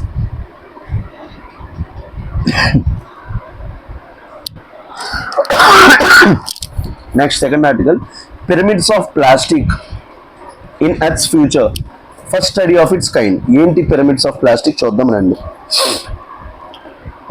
A study published in Journal Science presents the first comprehensive global analysis of end-of-life fate of plastic. It evaluates how plastics are produced, ఎలా తయారు చేస్తారు, వాటిని ఎట్లా యూజ్ చేస్తారు, and disposed of. The study warns that if current trend continues, massive accumulation of plastic waste could overwhelm landfills and natural ecosystems by 2050. మీ అందరికీ తెలిసిందే plastic waste అనేది non biodegradable. So ఇది మనం ఎట్లానే యూజ్ చేసుకుంటూ వెళ్ళిపోతే 2050 కల్లా మొత్తం అంతా ఇదే ఉంటుందంట. What does study stay? A global study published in Science analyzed the production and fate of plastic waste worldwide.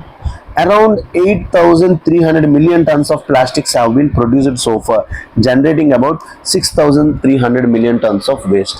So చూడండి ఇప్పటికి ఎంత చూసామంట, 8,300 million tons of plastic మనం ప్రొడ్యూస్ చేస్తే 6,300 million tons of waste ని మనం జనరేట్ చేసామంట. ఇలాంటి పాయింట్స్ అనేవి మీకు మెయిన్స్ లో చాలా అంటే చాలా హెల్ప్ అవుతుంటాయి. These are very handy in mains అనమాట. మెయిన్స్ లోపల మీకు బాగా హ్యాండీగా ఉంటాయి. సో ప్లీజ్ యూజ్ దోస్ అనమాట. Around 8,300 million tons of plastics have been produce చేస్తే 6,300 million tons అనేది వేస్ట్ కింద మారిపోయింది. Only 9% of plastic waste has been recycled. So 6,300 million tons. So 6,300 million tons of plastic వేస్ట్లో 9% రీసైకిల్ చేసామంట. 12% incinerated అంటే ఆక్సిజన్లో పెట్టి హై టెంపరేచర్లో కాల్చాం, while 75% remains in the land fill.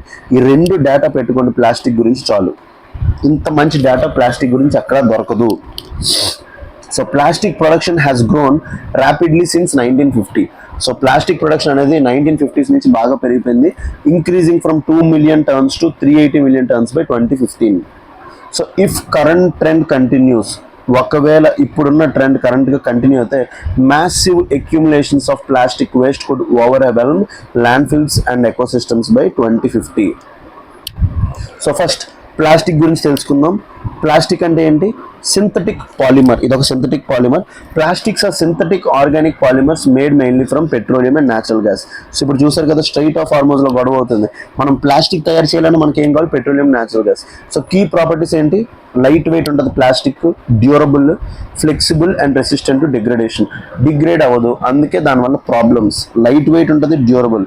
Types include polyethylene, PET అంటాం అనమాట, polyethylene, polypropylene, PVC, polyethylene terephthalate and polystyrene. So ప్లాస్టిక్లో టైప్స్ ఏంటి? Polyethylene, polypropylene, polyvinyl chloride, PVC అంటే polyvinyl chloride, polyethylene terephthalate and polystyrene అనమాట. So ఎవరెవరికైతే chemistry రాదో మీ అందరూ భయపడాల్సిన అవసరం లేదు. నాకు కెమిస్ట్రీ, మ్యాథ్స్, ఫిజిక్స్ ఇవన్నీ ఇంట్రెస్ట్ కాబట్టి నాకు ఇవన్నీ తెలుసు అనమాట, అంటే చిన్నప్పటి నుంచి గట్టిగా చదివాం కాబట్టి. సో మైక్రో ప్లాస్టిక్స్ అంటే ఏంటి? Plastic smaller than 5 mm in size. So plastic particle smaller than 5 mm in size, వాటిని ఏమంటాం మనం? మైక్రో ప్లాస్టిక్స్ అంటాం అనమాట. సోర్స్ ఏంటి? Break down of large plastic waste. ఒక పెద్ద కవర్ చిన్నగా బ్రేక్ అయింది అనుకోండి,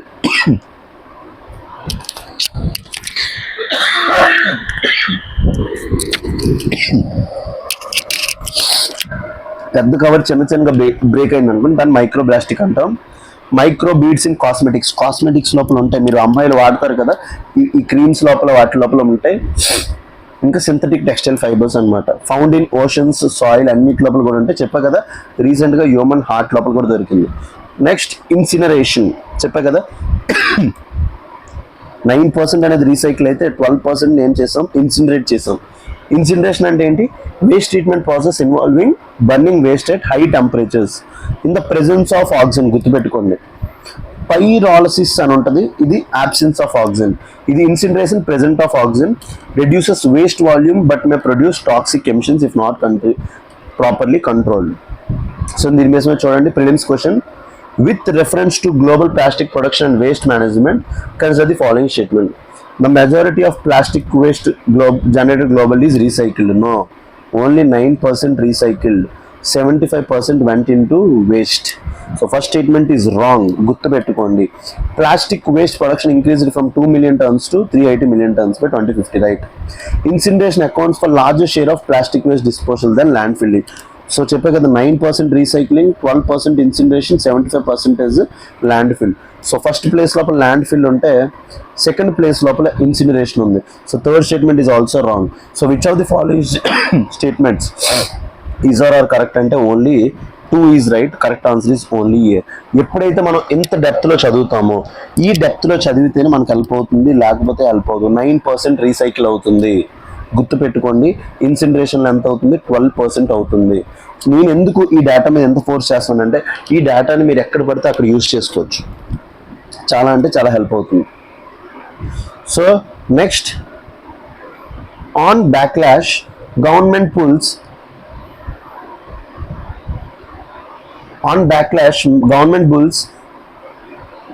pulls back revised earthquake zoning. So earthquakes ఏవైతే వస్తాయో దాన్ని జోన్ చేస్తుంటాం అనమాట, ఆ జోనింగ్ని మార్చారంట. సో ఏంటో చూసుకుందాం రండి. సో కింద ఎర్త్క్వేక్స్ గురించి, మెయిన్గా ఎర్త్క్వేక్స్ గురించి మొత్తం కింద కామెంట్ సెక్షన్లో మీకు ఏమేమి తెలియదు మొత్తం రాయండి. అట్లీస్ట్ తెలియని వాళ్ళు ఎర్త్క్వేక్స్ గురించి తెలుసుకోండి, జాగ్రఫీలో చాలా హెల్ప్ అవుతుంది. సో ఎర్త్క్వేక్స్ లోపల మెయిన్గా మనకి ఇన్నర్ ఎర్త్ లోపల ఉన్న మెటీరియల్స్ చదవడానికి హెల్ప్ అవుతుంది అనమాట. దాన్నే ఏమంటాం అంటే బాడీ వేవ్స్ అంటాం. బాడీ వేవ్స్లో మెయిన్గా మనకి P waves and S waves అని ఉంటాయి అన్నమాట. నా క్వశ్చన్ ఏంటంటే, వాట్ ఈస్ షాడో జోన్ అనేది కింద కామెంట్ సెక్షన్ లోపల కామెంట్ చేయండి. So the government of India has return withdrawn the revised earthquake hazard zoning framework issued by Bureau of Indian Standards. So మీకు దీని బట్టి ఒకటి తెలుసుకోవాలి, ఎర్త్క్వేక్ హజార్డ్ జోనింగ్ ఎవరు ఇస్తారు? Bureau of Indian standards. updated under IS 1893 Part 2525 code. So the rollback followed strong objections from several government agencies, infrastructure bodies, which warned that new zones norms could significantly increase construction costs and disrupt major infrastructure projects. So ఈ zoning వల్ల infrastructure cost పెరిగిపోతుంది అన్నారంట. So what was the revised earthquake zoning? So the Bureau of Indian Standard introduced revised earthquake hazard zoning as part of IS 1893-25 code, which provides guidelines for earthquake resistant structural design in India. So earthquake zone బట్టి ఎక్కడైతే ఎక్కువ earthquakes ఉంటాయి, ఎందుకంటే India is in tectonic zone, ఎందుకంటే మన దగ్గర continent convergence ఎక్కువ జరుగుతుంది హిమాలయన్ జోన్ కాబట్టి. సో కీ ఆబ్జెక్టివ్స్ ఏంటి? Update India seismic hazard mapping update చేయడానికి introduce probabilistic seismic hazard assessment, improve structural safety standards for building and infrastructure. So structural safety avvadaniki anamata. So the revised code aimed to replace existing IS 1893 Part 1 2016 framework. So major changes em chesaru? Introduction of new risk zones anamata. So the proposal suggested a new high risk zone 6. మనకి మొన్నటి వరకు only zone 5 వరకే ఉండేవి, ఇప్పుడు zone 6 పెట్టారనమాట. Regions like parts of Kashmir, north east and Kutch region of Gujarat ఎందుకంటే అప్పట్లో మనకి గుజరాత్లో ఎర్త్క్వేక్ వచ్చింది, అది ఎంట్రా ఫాల్ట్ అనమాట. ఫాల్ట్ వల్ల, బట్ కాశ్మీర్, నార్త్ ఈస్ట్ మీ అందరికీ తెలిసింది కదా, tectonic. Expansion of high risk areas, more than 60% of Indian lands mass would be classified under moderate to high earthquake అనమాట. సో దీనివల్ల ఏమవుతుంది, ఎవరు కన్స్ట్రక్షన్ చేద్దామన్నా వీటిని ఫాలో అవ్వాలి. అప్డేటెడ్ హజార్డ్ మోడలింగ్ ఏంటి? The revised framework under hazard framework based modeling incorporating updated sensitive hazard parameters. So seismic zones in India ఎన్ని ఉన్నాయి మన దగ్గర? 5 ఉన్నాయి అనమాట.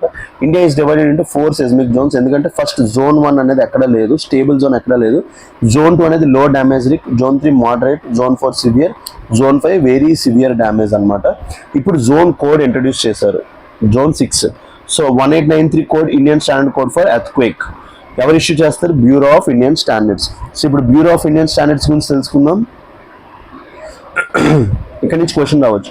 బ్యూరో ఆఫ్ ఇండియన్ స్టాండర్డ్స్ ఏంటి? National standard body under BIS act. దీనికోసం separate act పెట్టిన, responsible for formulating and implementing national standard for products and engineering practices అనమాట. సో దీని బేస్ మీద క్వశ్చన్స్ ఇచ్చాను చూడండి. With reference to bureau of Indian standards, so with reference, one second.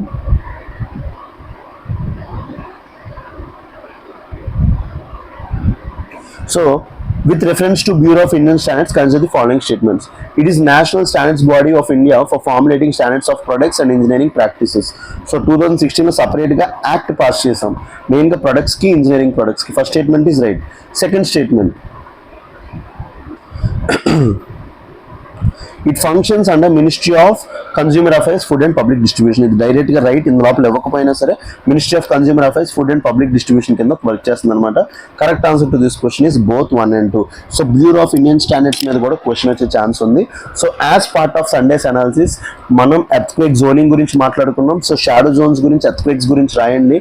So bureau of Indian standards గురించి మాట్లాడుకున్నాం, plastic waste గురించి important data మాట్లాడుకున్నాం, ఇంకా state of India environment report గురించి మాట్లాడడం, next uranium, Canada uranium deal వల్ల probable impacts గురించి మాట్లాడడం, అండ్ నెక్స్ట్ రష్యన్ ఆయిల్ ఏదైతే ఇప్పుడు వస్తుందో స్ట్రైట్ ఆఫ్ హార్మోస్ క్రైసిస్ గురించి మాట్లాడడం. ఇంపార్టెంట్ ఆర్టికల్స్ అన్ని డిస్కస్ చేసాం. సో రేపు మనం హిందూ అనాలిసిస్ లోపల నెక్స్ట్ రేపు వచ్చే ఆర్టికల్స్ కూడా నేను క్లబ్ చేసేసి ఆ ఆర్టికల్స్ కూడా వీటికి అటాక్ చేసేస్తాను అనమాట. So thank you very much for watching.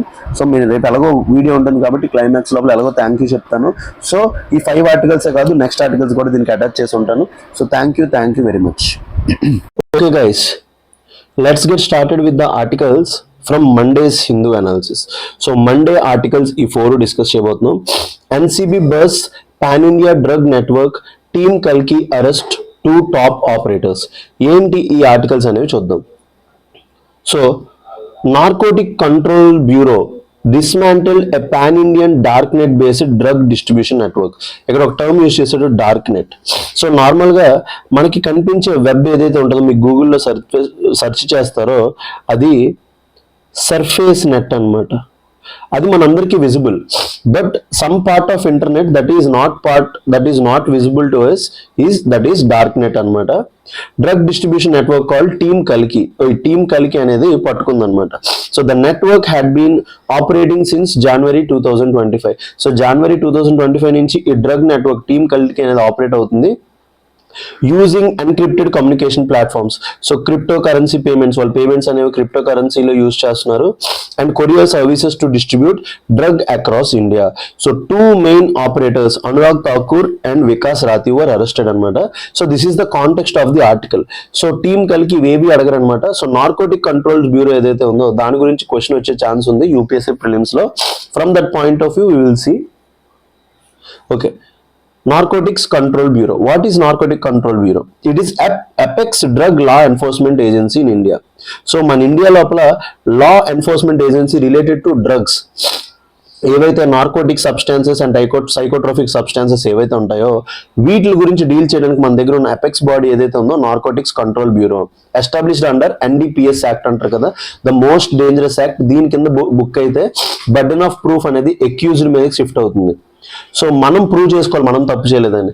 Established under narcotic drugs and psychotropic substances act 1985. So one of the important question, ఈ ఆర్గనైజేషన్ ఎవరి కింద పనిచేస్తుందంటే మినిస్ట్రీ ఆఫ్ హోమ్ అఫైర్స్. మీ అందరికీ బాగా గుర్తుందా, మన అనిత మేడం కూడా డ్రగ్స్ మీద గంజాయి మీద బాగా స్ట్రిక్ట్ యాక్షన్ తీసుకుంటా అని చెప్పింది. సో మీకు ఆబ్వియస్లీ ఇలాంటి టైంలో మినిస్ట్రీస్ మీద క్వశ్చన్స్ వచ్చే ఛాన్స్ ఉంది. వాళ్ళు different ministries, ministry of revenue ఇది అది అనొచ్చు. నార్కోటిక్స్ కంట్రోల్ బ్యూరో అనేది మినిస్ట్రీ ఆఫ్ హోమ్ అఫైర్స్ కింద పనిచేస్తుంది. Responsible for combating drug trafficking and abuse in India. India లోపల ఇప్పుడు particularly in youth so drugs consumption అనేది బాగా పెరిగిపోయింది, మనందరికీ తెలిసిందే. From that perspective it is very important. So let's look in to narcotics drugs and psychotropic substances act 1985. So recent గా నేను ఒక పోలీస్ ఆఫీసర్ తో కూడా కలిశాను. అతను ఏం చెప్పారంటే మా మోడ్ ఆఫ్ వర్క్ ఇప్పుడు గవర్నమెంట్ మాకు దేని మీద ఫోకస్ చేయమందంటే NDPS యాక్ట్ మీద పాత కేసులు కూడా తీయమని చెప్తుందంట. So government is very strict. ఎందుకంటే మనకి వారణాసి డిక్లరేషన్ కూడా ఇచ్చారు.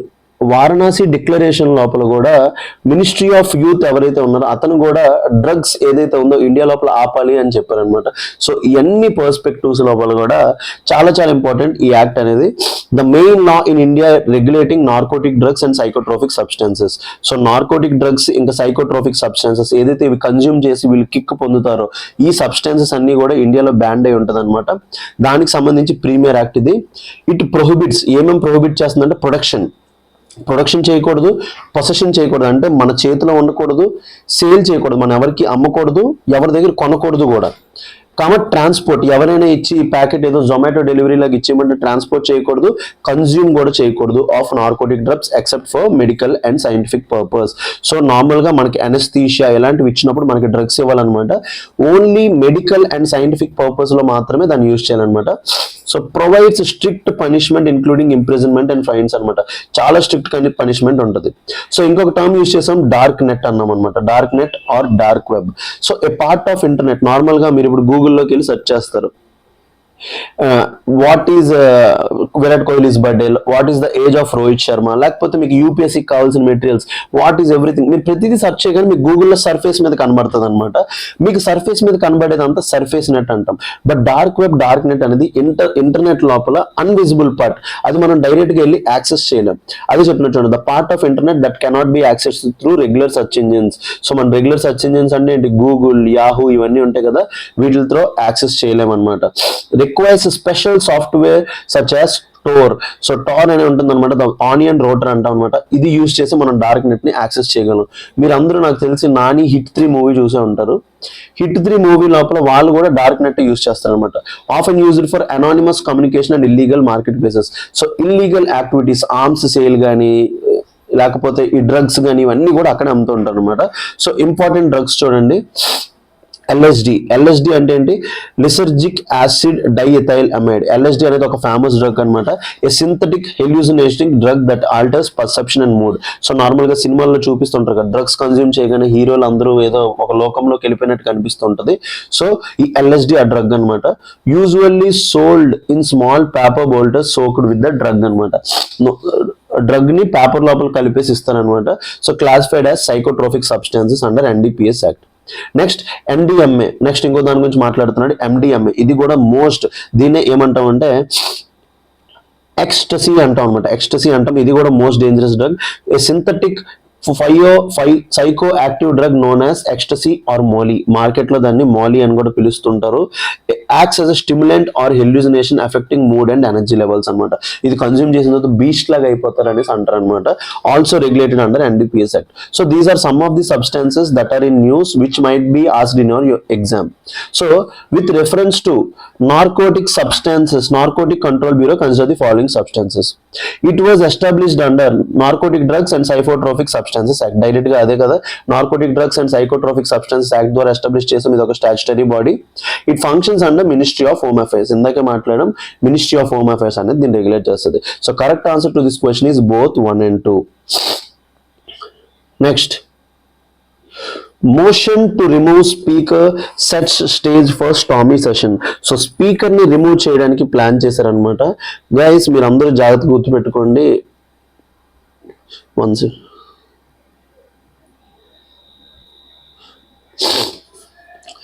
నార్మల్గా రాజ్యసభ చైర్మన్ని, లోక్సభ స్పీకర్ని, వీళ్ళిద్దరిని రిమూవ్ చేయాలంటే మనకు కావాల్సింది అజయ్. హలో, నిన్నటి వీడియోస్ నేను రికార్డ్ చేసి నీకు పెట్టేశాను. ఇప్పుడు ఇది రికార్డ్ చేస్తున్నాను ఒక 4 ఆర్టికల్స్. ఇది కూడా పెడతా, నేను అటాచ్ చేసి పెట్టిద్దు వాగు. రెండునా? ఓకే, ఓకేనా? ఇది 2 days కదా, సండే మండే కదా. ఓకేనా? వెయిట్ చేయి, అప్లోడ్ చేసి అవన్నీ కలిపేసి ఉంచు. So motion to remove speaker sets stage of stormy session. So Rajya Sabha chairman కానీ లోక్సభ స్పీకర్ కానీ రిమూవ్ చేయాలంటే మనకి ఏం కావాలి? ఎఫెక్టివ్ మెజారిటీ కావాలి. పాలిటీ పర్స్పెక్టివ్ లో చాలా చాలా important. చూద్దానండి.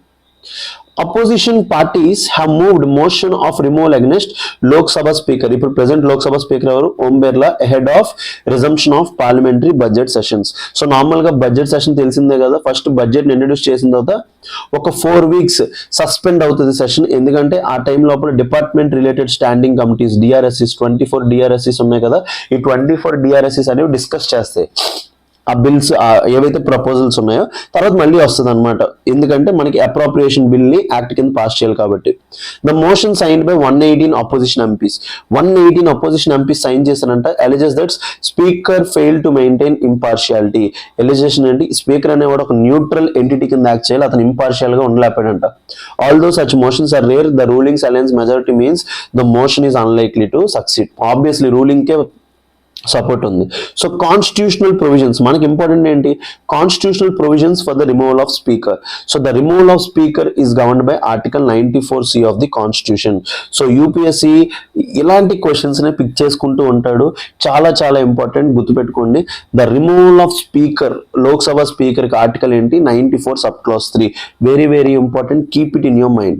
The speaker may be removed by resolution passed by majority of all the then members of Lok Sabha. So దీన్ని ఏమంటాం అంటే మనం ఎఫెక్టివ్ మెజారిటీ అంటాం అనమాట. దీన్ని ఏమంటాం? Effective majority. అబ్సల్యూట్ మెజారిటీ అంటే టోటల్ హౌస్ స్ట్రెంత్ లో 50% సపోర్ట్ చేయాలి. ఎఫెక్టివ్ మెజారిటీ అంటే all the then members of Lok Sabha, ఆ టైంలో లోక్సభలో ఉన్న members 14 days notice must be given before moving the resolution. ఆ నోటీస్ ని పాస్ చేసే ముందు 14 days నోటీస్ ఇవ్వాలి రెజల్యూషన్ ముందు. During discussion of the motion speaker cannot preside over sitting. So Rajya Sabha chairman కి ఇదే అవుతుంది, they can't preside over sitting. Instead the deputy speaker preside. So present parliament లో డిప్యూటీ స్పీకర్ లేరు కాబట్టి ప్యానల్ ఆఫ్ చైర్స్ పర్సన్ ఉంటారనమాట. If the deputy speaker is absent, another member from the panel of chair person presides. So ఎవరైనా అవుతారనమాట. ఆ panel of chair persons కూడా ఎవరు decide చేస్తారు? స్పీకర్ డిసైడ్ చేస్తారు. So procedure during the motion. ఆ motion అప్పుడు ప్రొసీజర్ ఏంటి? Important procedural points. The speaker can participate in the debate. Speaker participate చేయొచ్చు.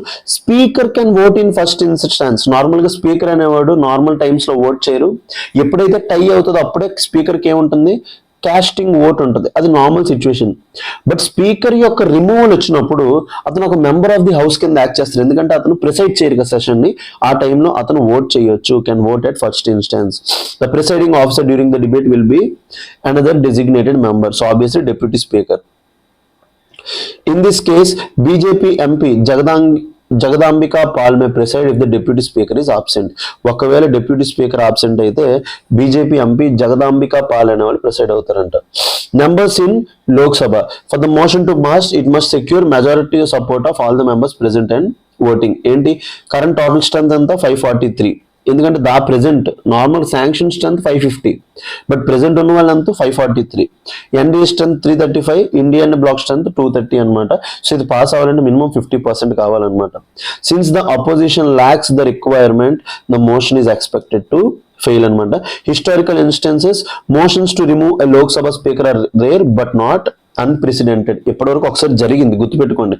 ఎగ్జాంపుల్, ఫస్ట్ టైం 1954లో G V Mavalankar first Lok Sabha speaker మీద వేశారు. నెక్స్ట్ హుకుమ్ సింగ్ మీద వేశారు. నెక్స్ట్ 87లో బలరాం జాకర్ మీద వేశారు. సో యూపీఎస్సీ ఎలాంటి ఏరియాస్ని పిక్ చేసుకొని మనల్ని లాక్ చేసేస్తూ ఉంటాడు అనమాట. సో మోషన్ అగైనెస్ట్ జీవి మవలాంకర్ జరిగింది, హుకుమ్ సింగ్ జరిగింది, బలరాం జాకర్ జరిగింది. ఇప్పుడు ఓం బిర్లా అనేవాడు 4th అనమాట. In all these cases the motion fail and the speakers continued the office. So ఇప్పటి వరకు ఏ స్పీకర్ కూడా రిమూవ్ అవ్వలేదు through the motion of removal of speaker. అది కూడా గుర్తుపెట్టుకోండి.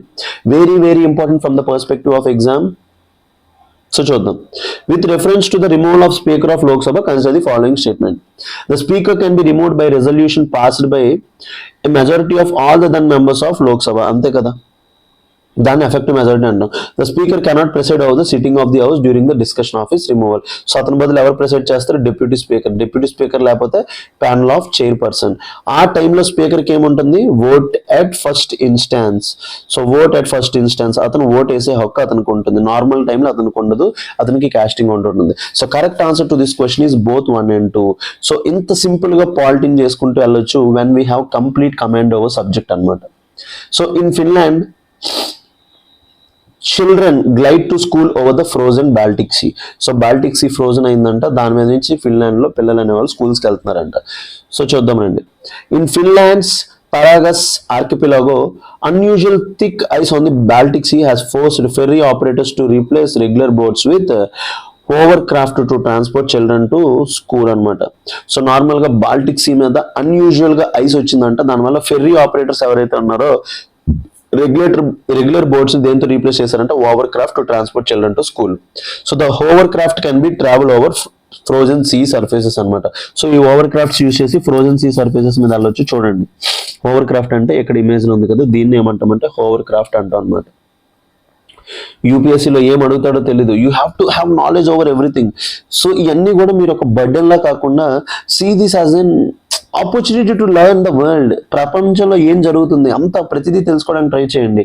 మీకన్నా నాలెడ్జబుల్ పర్సన్ ఎవరు ఉండరు. You will become a better citizen. Ensuring connectivity between the islands during harsh winters. So Baltic sea గురించి తెలుసుకుందాం.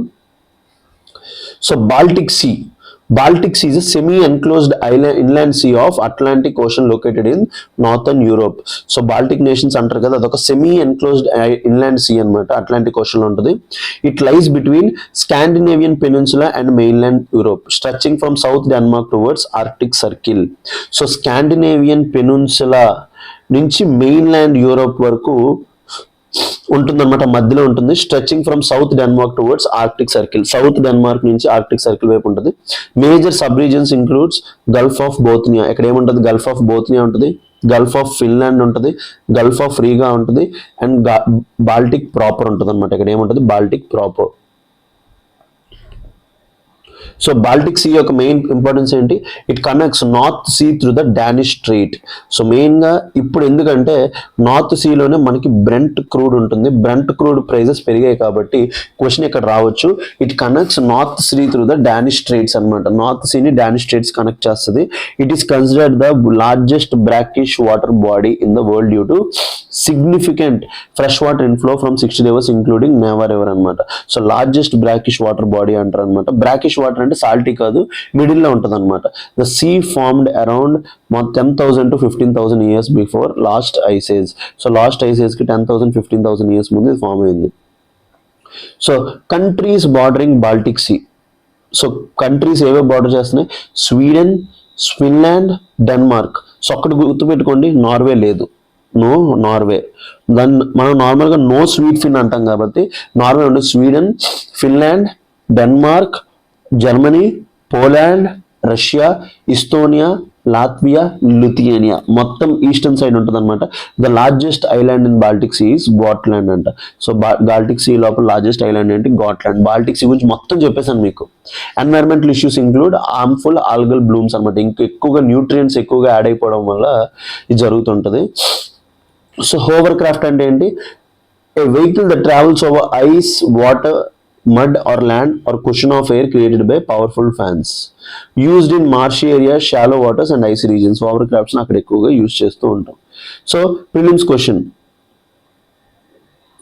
The Baltic sea is bordered by which of the following countries? ఇప్పుడే చూసాం ఏ countries? Sweden, Finland, Denmark, Germany, Poland, Russia, Estonia, Latvia, Lithuania. అంటే ఇప్పుడు war ఇద్దరి మధ్య జరుగుతుంది. రష్యా యుక్రెయిన్ మధ్య జరుగుతుంది. యుక్రెయిన్ లేదు, నార్వే కూడా లేదు. సో బాగా గుర్తుపెట్టుకోండి. The Baltic sea is bordered by Sweden ఉంది, పోలాండ్ ఉంది, ఫిన్లాండ్ ఉంది. యుక్రెయిన్ లేదు, నార్వే లేదు. బాగా గుర్తుపెట్టుకోండి. క్వశ్చన్ వచ్చిందంటే మీకన్నా ఎవరు బాగా ఆన్సర్ చేయలేరు. సో ఈ ఆర్టికల్ని రెండోసారి కూడా రివర్స్ చేయండి. మ్యాప్ పెట్టుకొని రివర్స్ చేయండి. అది మ్యాప్ లేదు, లేకపోతే చూపించేవాడిని. So correct answer to this question is 1, 2, 3. And last article for today, regulations to implement new rural job act yet to be finalized. So rural job దాన్ని ఏమంటాం? ఎంజీ నరేగా, మన famous act, Mahatma Gandhi national rural employment generation act ఉంది కదా, దాన్ని ఏం replace చేసింది? Viksit Bharat Gramin Rozgar Ajeevika mission, VBG RAM అంటాం. Viksit Bharat Gramin Rozgar Ajeevika mission was passed by parliament to replace the Mahatma Gandhi National Rural Employment Guarantee Act. However, the rules and regulations required to operationalize the new law are yet to be finalized. ఇంకా rules అనేవి ministry చూసుకోవాలి. మెయిన్గా ministry of rural development చూసుకుంటారు. So transition from MG Narega to VBG RAM Act. The new rural employment legislation replaces MG Narega, a flagship rural employment scheme launched in 2005. So 2005 లో launch చేసిన MG Narega ని ఇది replace చేస్తుంది. The act was passed in December 2025, but implementation rules are still being framed. So డిసెంబర్లోనే pass చేశారు, ఇంకా implementation rules లేవు. So నా క్వశ్చన్ ఏంటంటే కింద కామెంట్ సెక్షన్ లోపల what are differences between MG Narega and VBG RAM? Comment section లోపల comment చేయండి. ఏ మినిస్ట్రీ అని చెప్పాను? Ministry of rural development is holding consultation with states to finalize the framework. So normative allocation ఏంటి? Under section 4 sub clause of the act, central government will determine state wise allocation of funds. So state wise allocation of funds ఎవరు decide చేస్తారు? Central government. Allocation will be based on objective parameters which are yet to be finalized. So possible parameters ఏంటి? Development indicators, demand for rural employment, past performance of the states. So categorization of gram panchayats. The legislation requires gram panchayats classified into category ABC based on development parameters anta. Example parameter mentioned, proximity to urban areas. The categorization will enforce resource allocation and planning of rural works. ఏదైతే urban areas కి దగ్గర ఉంటాయో వాళ్ళకి తక్కువ ఉంటుంది, urban areas దూరంగా ఉన్న వాటికి ఎక్కువ ఉంటుంది, ఎందుకంటే వాళ్ళకి పావర్టీ ఎక్కువ ఉంటుంది కాబట్టి. So key requirements before implementation. Before the scheme is rolled out, state must complete several preparatory steps. So 5 essential elements ఏంటంటే completion of ongoing works under MG Narega. So ఇప్పుడు MG Narega మీద sanction అయిపోయిన ప్రతి work చేయాలి. States must enroll on DBT Sparsh, a banking platform for payments. So DBT Sparsh అంట ఏంటో ఈ platform చూడండి. DBT Sparsh అనే ఒక బ్యాంకింగ్ ప్లాట్ఫామ్, దాని మీద పేమెంట్స్ కోసం వీళ్ళు కూడా వెళ్ళారంట. Next completion of eKYC requirement.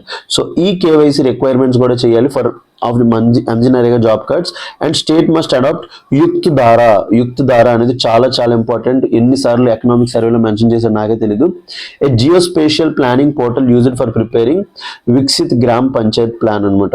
So Yukt Dhara అనేది ఏంటంటే వికసిత్ గ్రామ్ పంచాయత్ ప్లాన్ ఒక జియోస్పేషియల్ ప్లానింగ్ పోర్టల్, అంటే మ్యాప్ బేస్డ్ పోర్టల్ అనమాట. And establish the required administrative and digital infrastructure, ఇవన్నీ పెట్టాలి. So timeline for implementation ఏంటి? The new legislation may be ready for roll out around April 1st. So April 1st నుంచి ఇది roll out అవ్వచ్చు. After notification state government will get 6 months to implement the scheme. So అక్కడ నుంచి notification నుంచి 6 months లోపల implement చేయాలి. So చాలా చాలా ఇంపార్టెంట్. సో చూద్దాం రండి. With reference to MG Narega, consider the following statements. It provides legal guarantee of wage employments to rural households, అదే కదా. It mandate social audit for works executed under the scheme. Social audit చేయమంటుంది, wage employment provide చేస్తుంది. The scheme guarantees 100 days of work, not 120 days of work. So third statement అనేది wrong. So third statement తీసిస్తే correct answer to this question is 1 and 2 only. So third statement తీసిస్తే correct answer to this question is 1 and 2 only. So చూసారు కదా, వాడు మొత్తం చెప్పింది VBG RAM గురించి చెప్పాడు, బట్ క్వశ్చన్ ఏమి అడిగాడు, ఎంజీ నరేగా గురించి అడిగాడు. మనం ఏది వచ్చినా సరే రెడీగా ఉండాలి. మీతో పాటు నేను పీడిఎఫ్ చూస్తాను, ఎప్పుడు నేనేం సపరేట్గా పీడిఎఫ్ చూడను. సో నేను చేస్తున్నప్పుడు మీరు ఎందుకు చేయకూడదు? నా క్వశ్చన్ అంతా, if I can do, why can't you guys can do? So I request each and every one, ఈ ఆర్టికల్స్ ఏవైతే 4 articles ఉన్నాయో చాలా చాలా important from the perspective of UPSC prelims as well as mains. సో మళ్ళీ మనం రేపటి అనాలిసిస్లో కలుద్దాం. అప్పటి వరకు టేక్ కేర్, ఖుదాఫిజ్, love you guys. Okay, bye.